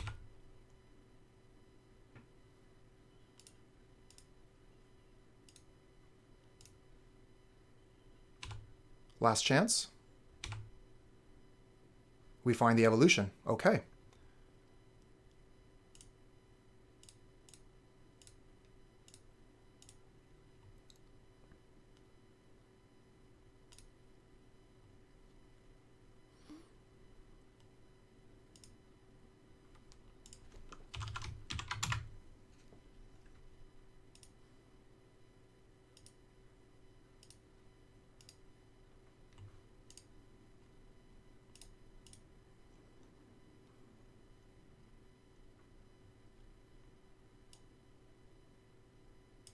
Oh, tapping their mana like they had something. Okay, this hand, not great. Really not great. We have the Eldritch Evolutions, but the only thing we have to evolve are the Bird of Paradise and the Dryad Arbor. We could keep speculatively based on what we draw, because if we draw any creatures from here, this hand is going to be amazing. But if we only draw lands, this hand is going to be garbage. I'm going to go ahead and risk it and keep, and hope that we find creatures off the top.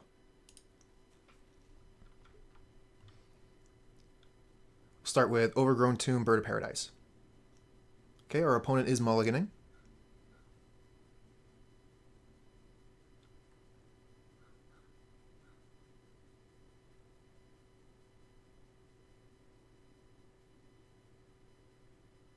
And we can evolve the Bird of Paradise on turn 2 and go get a Strangleroot Geist.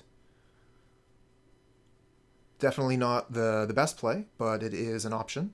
And then we could evolve the Strangleroot Geist into a Yawgmoth on turn 3.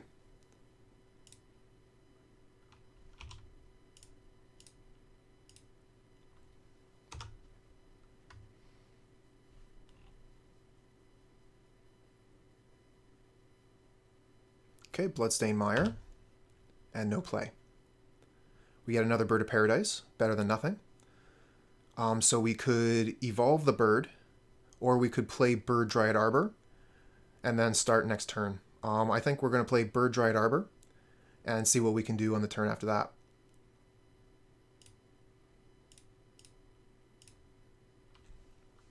We'll have access to a bunch of mana, and hopefully they won't mess with our board too much.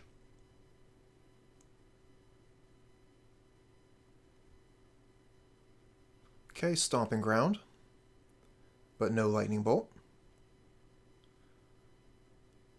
I'm just using my Pauper brain here, but Electrickery would just destroy us. Alright, what do they got? Ren and 6? Oh, Cathartic Reunion. We're playing against Dredge. Conflagrate is a bit of a problem. Here's a Creeping Chill.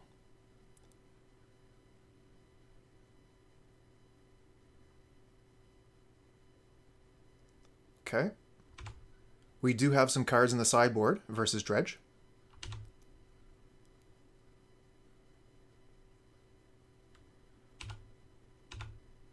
And in the main, we have Scavenging Ooze. So we could, let's see here. We have access to 1, 2, 3, 4, 5 mana. So we could play the Young Wolf and then evolve the Dryad Arbor into a Scavenging Ooze, and Scavenging Ooze could get rid of the Conflagrate.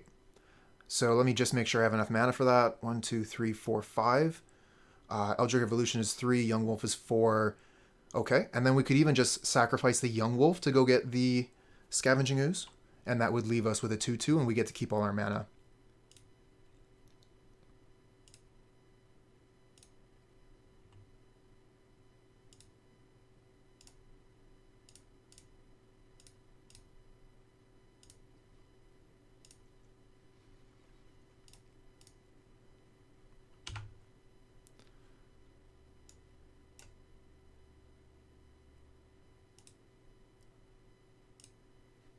Get rid of that Conflagrate. And we'll pass back.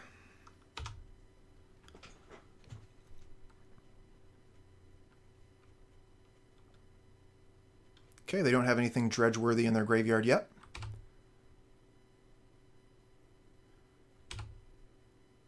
And that's a miss again. So the Scavenging Ooze, when we untap with green mana, will be doing a ton of work. They might even just lose the Scavenging Ooze here. Unfortunately, they have no creatures in the yard, so we cannot grow our Skoos. We can only swing in for a total of 5. Okay. Unfortunately, they do have far more life than us, so we will not be able to combo them out this turn.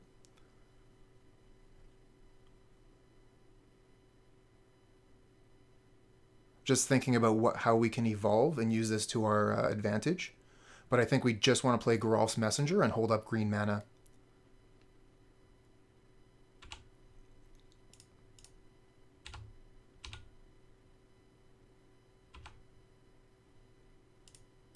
We'll go ahead and get basic Swamp here. Play the Messenger.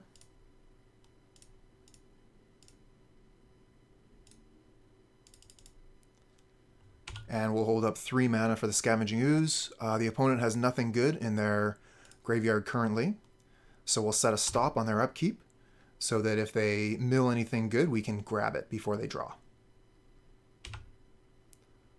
Okay, Creeping Chill, so we can hit that with the Scavenging Ooze.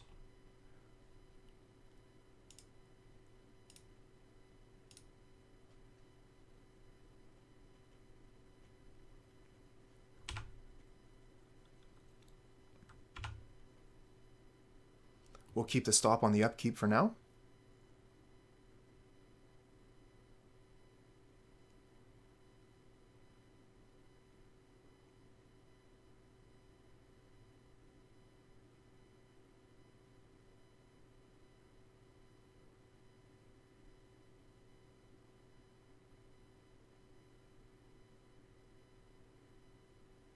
Okay, here's a Stinkweed Imp. That is a little bit of a roadblock, but if the opponent is casting Stinkweed Imp, then I think we're doing pretty well. So we could kill the Stinkweed Imp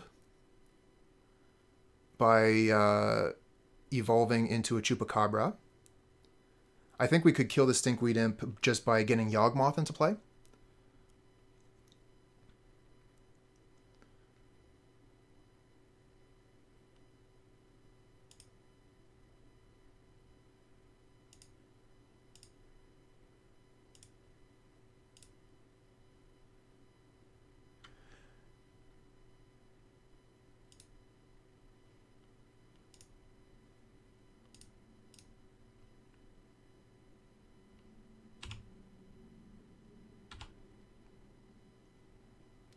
Okay, we'll go get our friend Yawgmoth.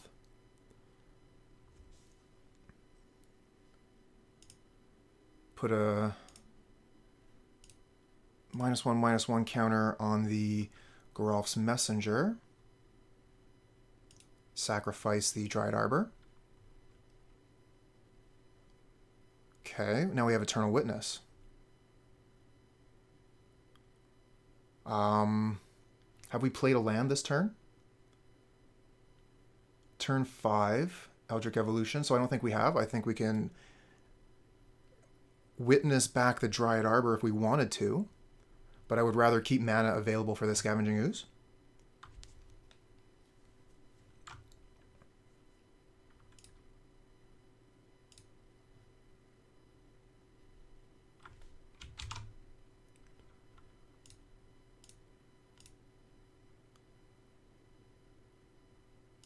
Okay, so now that the Stinkweed Imp is a 0/1, it will no longer kill our creatures. And the opponent has conceded. We'll move on. Got very lucky there, getting game 1 versus Dredge. We're going to have a little bit of an easier time with our sideboard.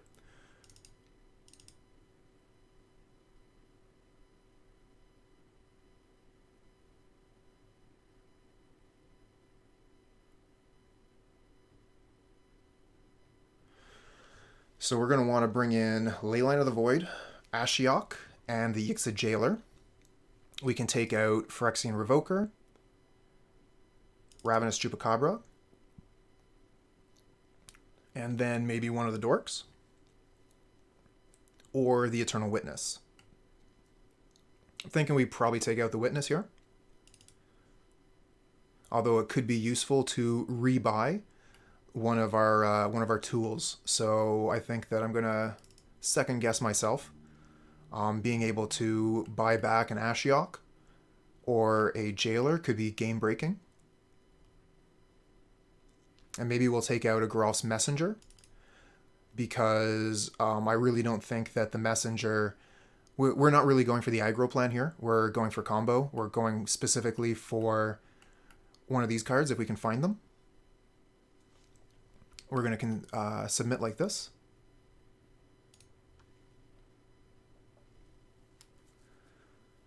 We're close. We're close, chat. Real close. Okay, so we have turn 2 Jailer. We're going to keep this. And hope that turn 2 Jailer is fast enough. Okay, they have Leyline. That is fine compared to what we have available here. Take off the stop on their upkeep. Okay, another land. We'll start with Blooming Marsh, Yawgmoth. Now, one of the problems with the Jailer here is that it is vulnerable to their removal spells. So if they have a Lightning Axe, for example, they would be able to take the Jailer off the board.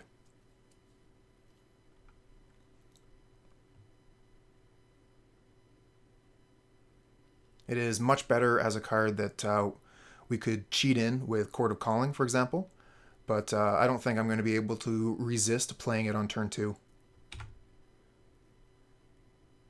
And if we lose it, then we can turn the Yawgmoth into a... Oh no, what's happening now? Here's a Light from the Loam, okay.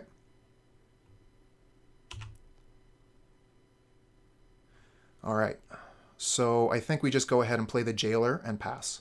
Attacking it, obviously.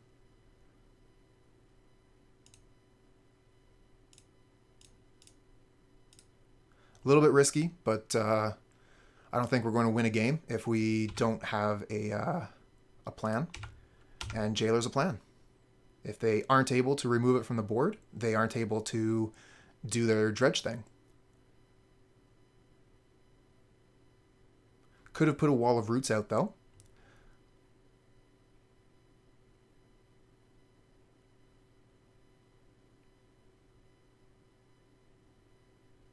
Okay, they're just playing a zombie. That's great news for us.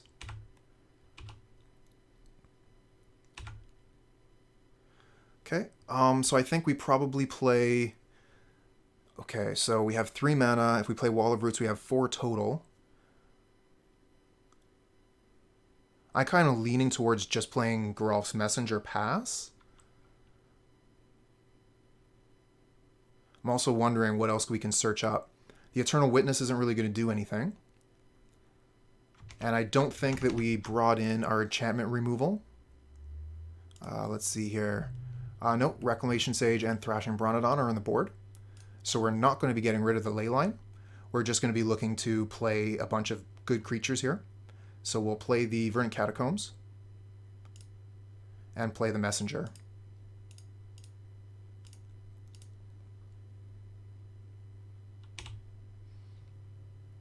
And we'll pass.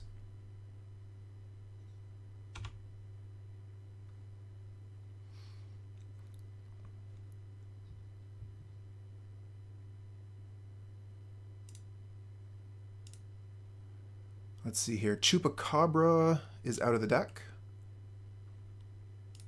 Just seeing if we had a way to get rid of that amalgam.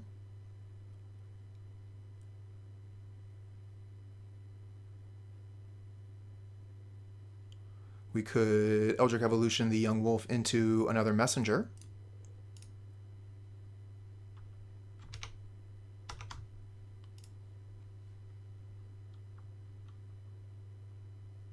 Could go get Scavenging Ooze. Scavenging Ooze would be quite good. But we wouldn't really want to get that yet. We'd be looking for that later, once they have a little bit more items in their graveyard. Okay, here's a Conflagrate. Gets rid of the Jailer. And the Leyline will exile it.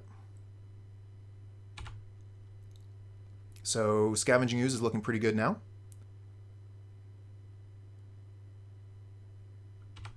And we'll even be able to take the Conflagrate out of the graveyard.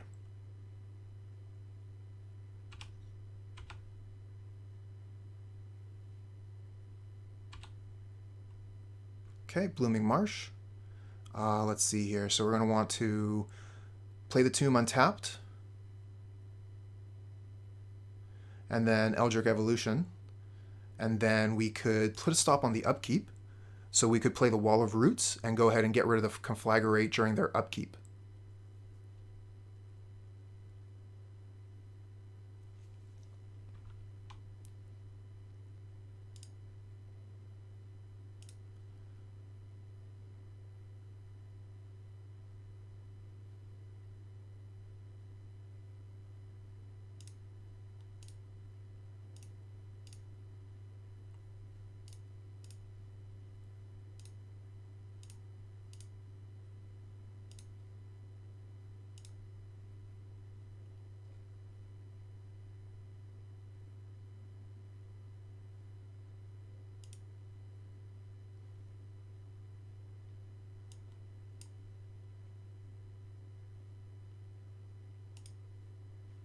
Okay, stop is on the upkeep.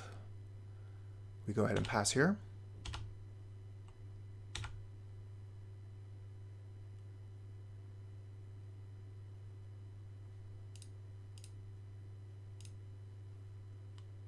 Get rid of Conflagrate. And allow them to dredge.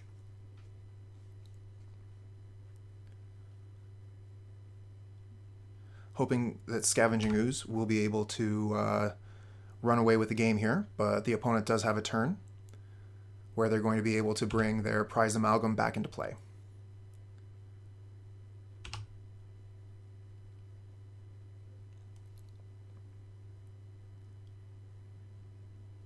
But otherwise I will be able to get rid of their ghouls as long as they don't have Lightning Axe in hand.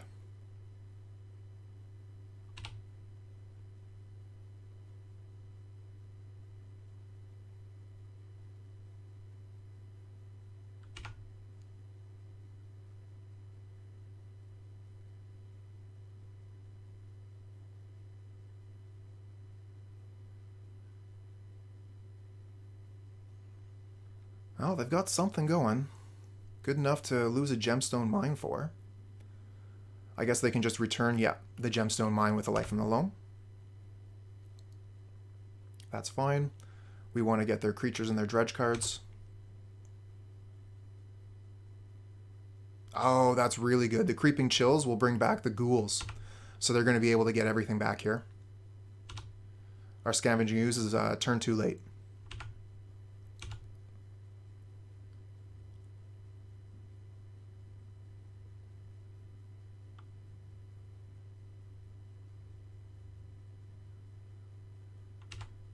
Oh, and they're even playing the Golgari Thug.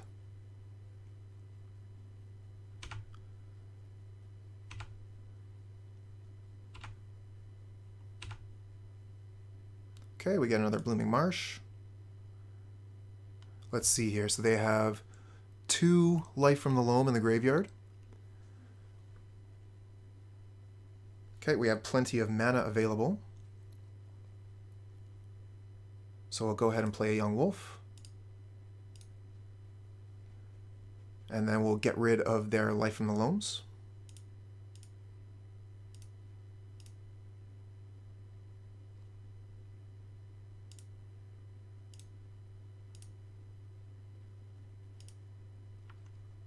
And we have access to 1-2 more activations on Scavenging Ooze. However, the opponent's board here is very scary. We could be in a lot of trouble, especially with the Leyline cutting us off from our Undying ability. So for game 3, if we go that far, we will want an answer to Leyline. Okay, Stinkweed Imp. On the field. Blocks Scavenging Ooze very well. And they're only attacking in the air with the Necromoeba, so that's a clock that we really don't have to worry about just yet. And we draw a Bird of Paradise. So we'll play that. And we'll pass. Keep the Geralf's Messenger back as a blocker. And the Yawgmoth blocks Ghoul if it needs to. And we can also sacrifice the bird to the Necromoeba so that we can grow the Scavenging Ooze to a 3/3 if we desire. We have plenty of mana.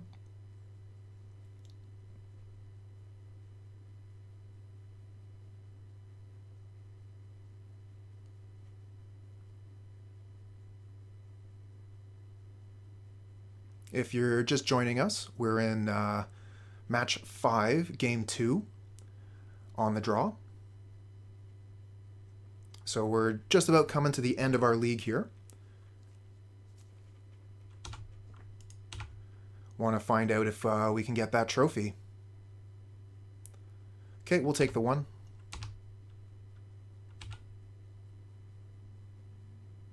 And we'll untap. We could thin here. But, I mean, that's just a fraction of a percent. Of course, we draw the land that punishes us. Probably should have played the Blooming Marsh there. We already have access to a ton of mana. Wondering if this is going to be the turn that the opponent just sends all in. If they draw a Conflagrate, they'll have a ton of mana to use it. Okay, they're just sending in with their flyers again. We're going to go to 8. Save the bird to block a 3-power creature if we need to.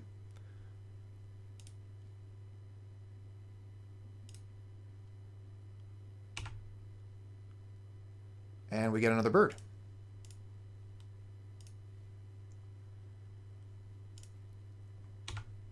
Not loving all the dorks here, but they will help us survive for a turn or two. Between the chump blocks and the life gain.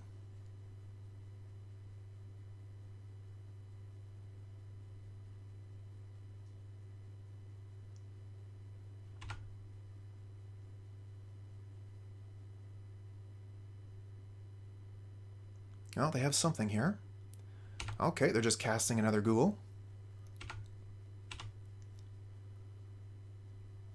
And sending in with the Air Force. That's fine.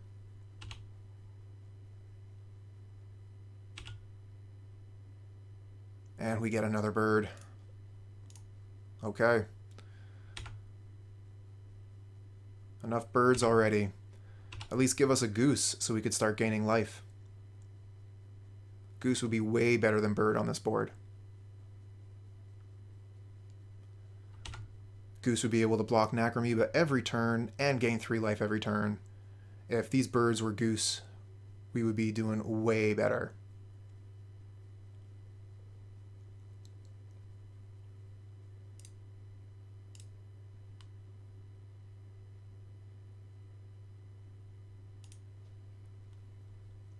Definitely want to be bringing in Reclamation Sage, just in case they get Leyline again on us next game.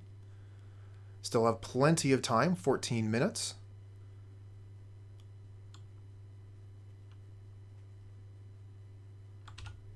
Is this the turn the opponent is going to Alpha Strike? Oh, looks like they, nope. Misclicked the Imp and hit the Ghoul instead. Alright, we're going to put a bird under the bus here.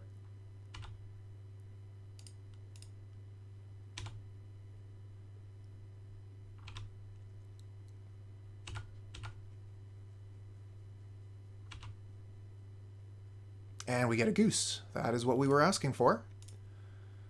So I guess, yeehaw. Opponent is going to have to start seriously considering Alpha Strikes. The goose is going to gain more life than their 2 attacking creatures can deal.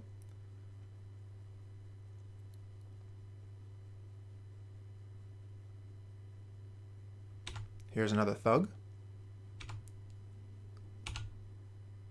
I expect an Alpha Strike here. Nope. Okay. Go to blocks. Block Necromoeba. Go to 4.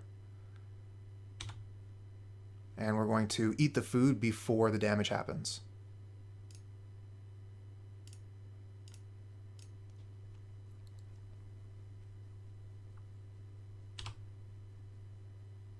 Okay.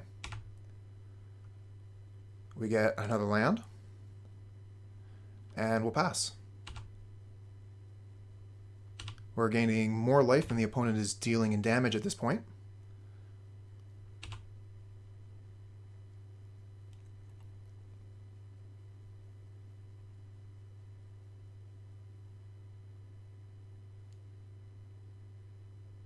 Eat the graveyard, all of it.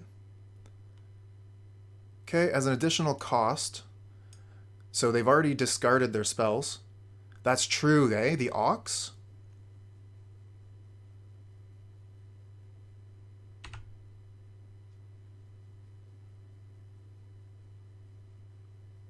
Yeah, you're right. All right, I'll take care of their graveyard EOT here. I'll get rid of all that chafe. I wasn't thinking about what possible reasons they could use that, how they could use it.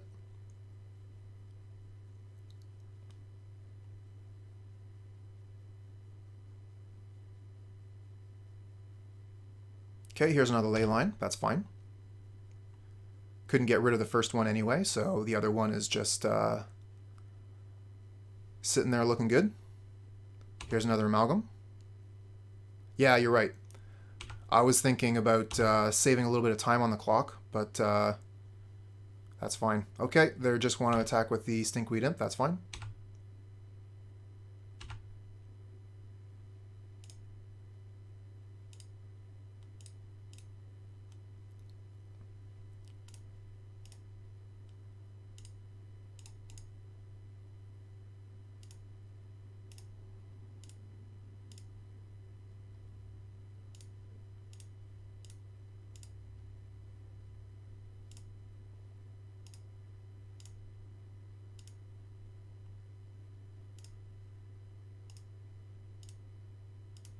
Okay, like we got the birds as well. We'll use those.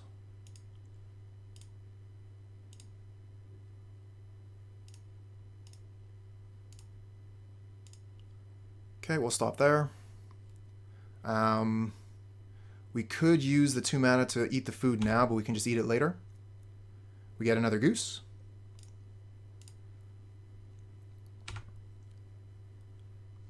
And we'll pass the turn.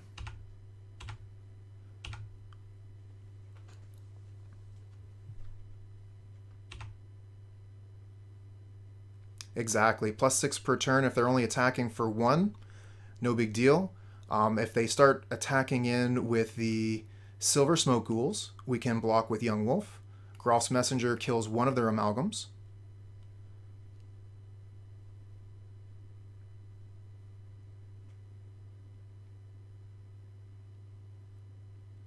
Okay, here's the Lightning Axe to get rid of the Scavenging Ooze. Okay, unfortunately there's nothing we can really do about that. Any of our creatures that die are going to be exiled, so I can't even do anything funny with Wall of Roots. We'll just get rid of the last cards in their graveyard.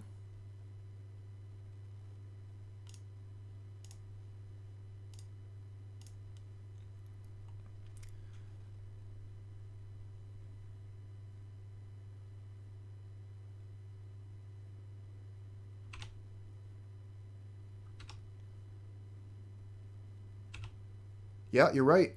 Glad that you brought it up. Okay, they are starting to swing in now.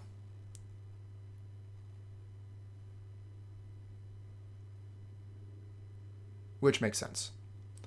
Okay, so let's see here. We go to blocks.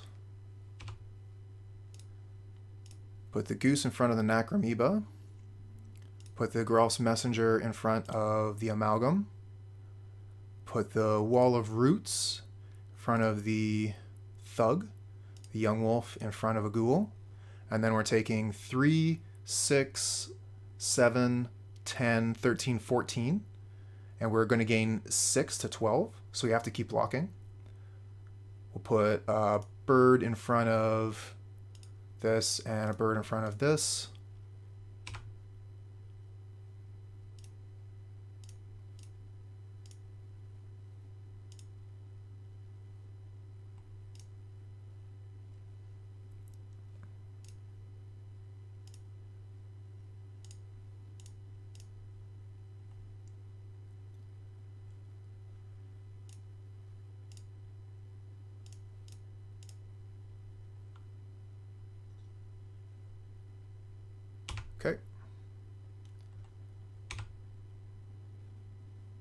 And we draw another land. Okay, we're going to concede here.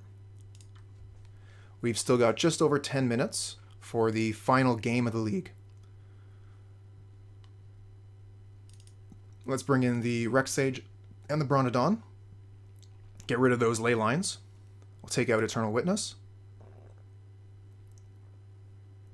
And I think we're going to take out one of the dorks.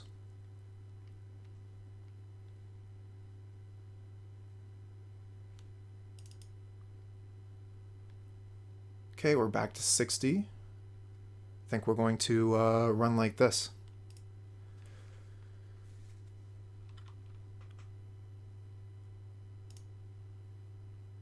Okay, this hand, not very good.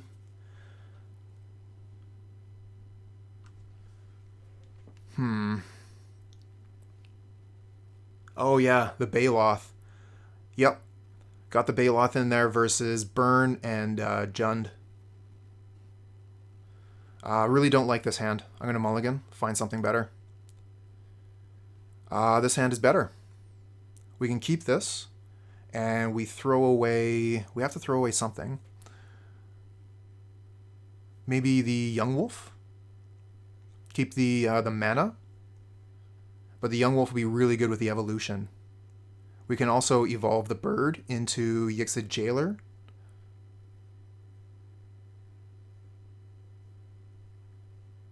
Let's see, I will definitely keep. Our opponent is mulliganing as well.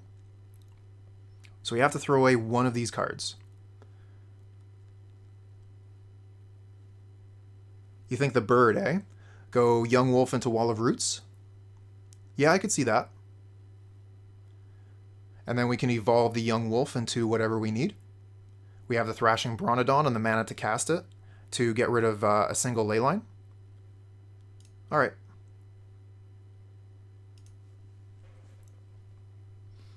Let's see if our opponent has the Leyline. Turn 0.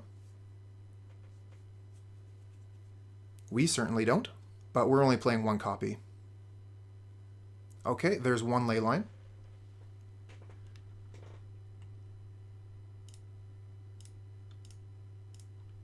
But we do have the answer to it this time.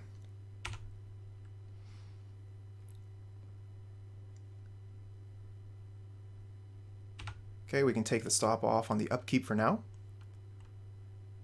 Yeah, definitely need the dinosaur for the Leyline.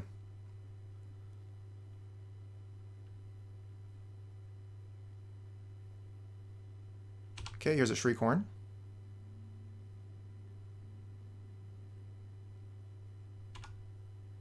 And they get a Creeping Chill. They also mill a Lightning Axe, so one of their axes is out of the deck. And that Creeping Chill didn't hit any right on time, huh? We're actually fairly close to casting that.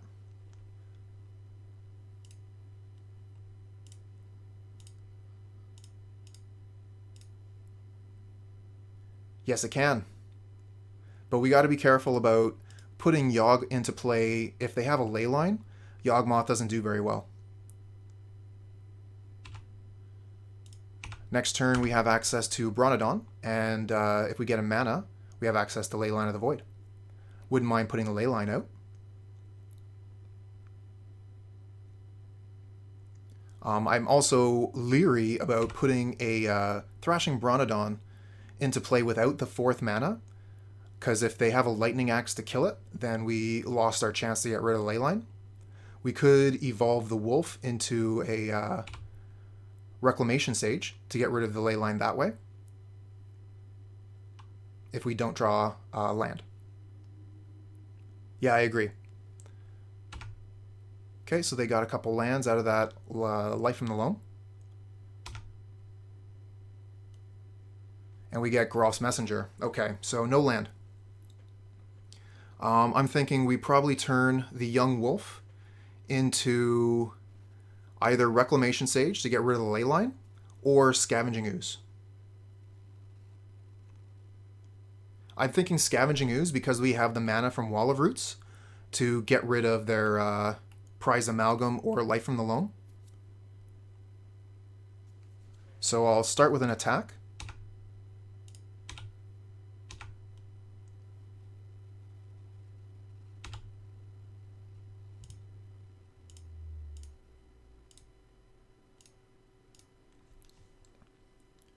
And then I'll lose the wolf.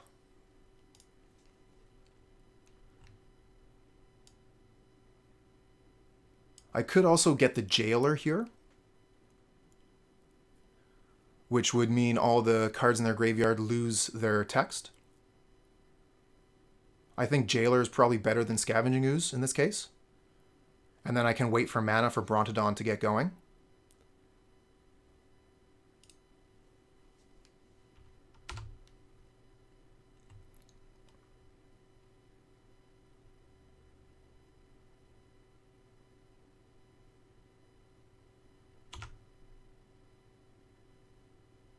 Okay, they just passed back. Again, we're missing out on mana, but we can play the Geralf's Messenger. So we attack with the Jailer and play Messenger and pass. Good thing we got that Twilight Mire. This will give us a clock.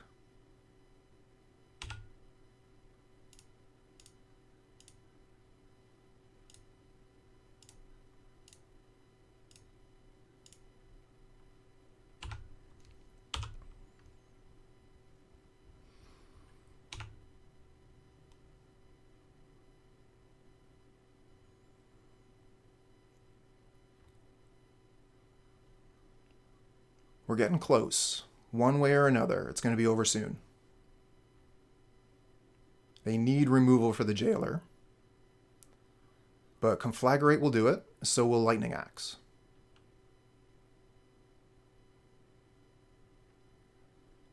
Oh, they're just casting a Creeping Chill. Okay, that does give them a little bit of space to breathe. But it also makes it clear they don't have removal. Oh, we got the land. Okay, so with the land, what do we play? We have a lot of options here. We have the entire hand. We can play Leyline of the Void to get rid of any future cards that they have going to the graveyard. But they might have enchantment removal in hand. We have Thrashing Brontodon, which increases the clock and is an answer to Leyline of the Void. Or we have the Thran Physician, which allows us to draw cards if they have an answer to our spells. Personally, I'm leaning towards playing the Brontodon now, and then just having it as an attacker. And if we need to, we can get rid of the Leyline of the Void and go into Yawgmoth. So we're going to try that. We're going to... Okay, George agrees. They think with the Jailer out, Leyline is not really necessary, and I think we can just play Brontodon. Unfortunately, we will be going to 9 life, but I don't think that's going to be an issue, especially with the Jailer. So we'll just go get a Forest here.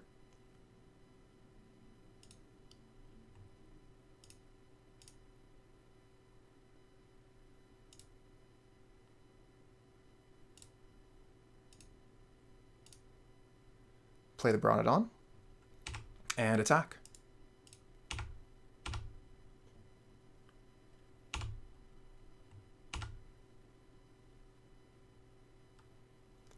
I think we can just leave the Brontodon on the field as a creature until we need to get rid of the Leyline.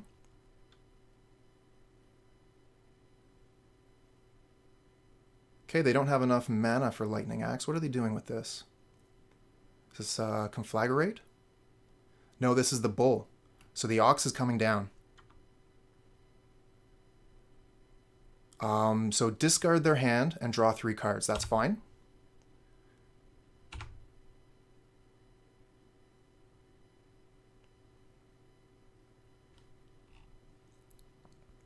Wow, they didn't have a very good hand. It was all lands. Okay, we can draw a card with the Peatland if we want. Let's just go ahead. We get a Young Wolf. So we're very close now. We can play Yawgmoth this turn, or we can play Young Wolf. I like Young Wolf. Keep up mana for the Brontodon, and next turn play Yawgmoth and win the game.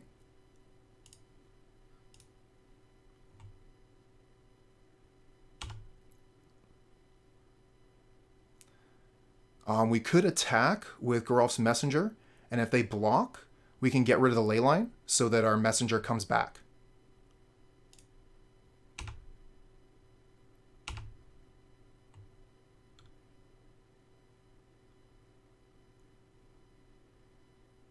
Okay, no block. Very good. And we can block theirs with the Yawgmoth, or even better, the Thrashing Brontodon. Okay, we'll pass. So if they attack, we can block with Thrashing Brontodon, kill the Leyline of the Void, and then start the combo on our turn. We have more life than them, so Geralf's Messenger will be lethal if we can get the combo started.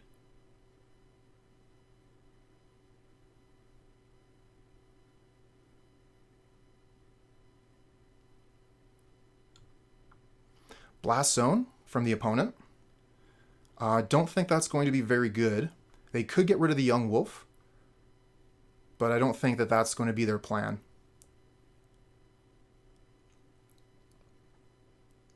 Don't think they're going to want to trade Blast Zone for Yawgmoth.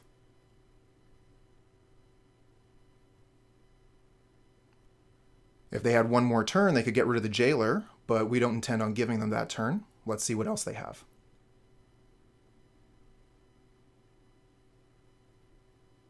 Oh, a Conflagrate. Okay, that's getting rid of the Jailer here. And then they have 2 cards in hand, so they could flash it back. This is very interesting. Okay. I think we have to let that happen.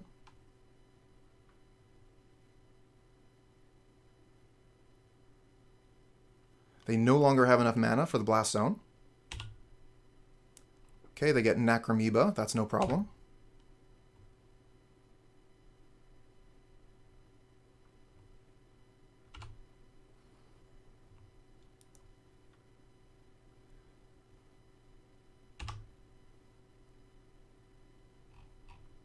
Okay.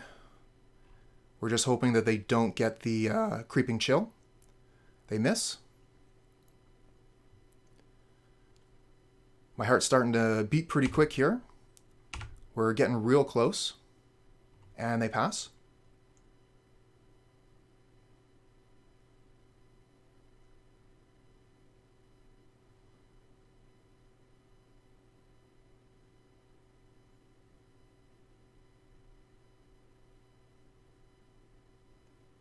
And Prize Amalgam comes back. Okay, we'll use the Brontodon. Kill the Leyline of the Void.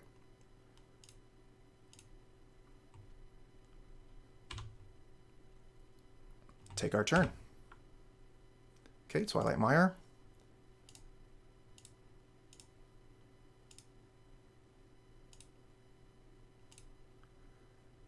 We can go ahead and use the Wall of Roots for the last mana. GG, opponent.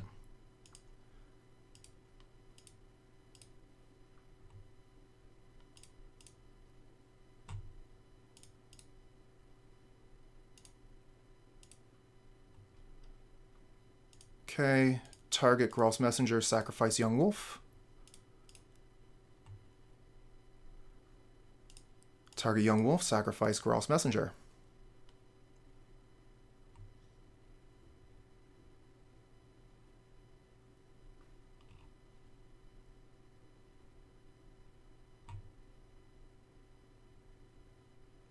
Okay.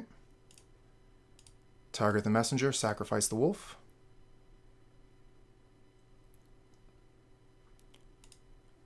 Target the Wolf, sacrifice the Messenger. GG! 5-0!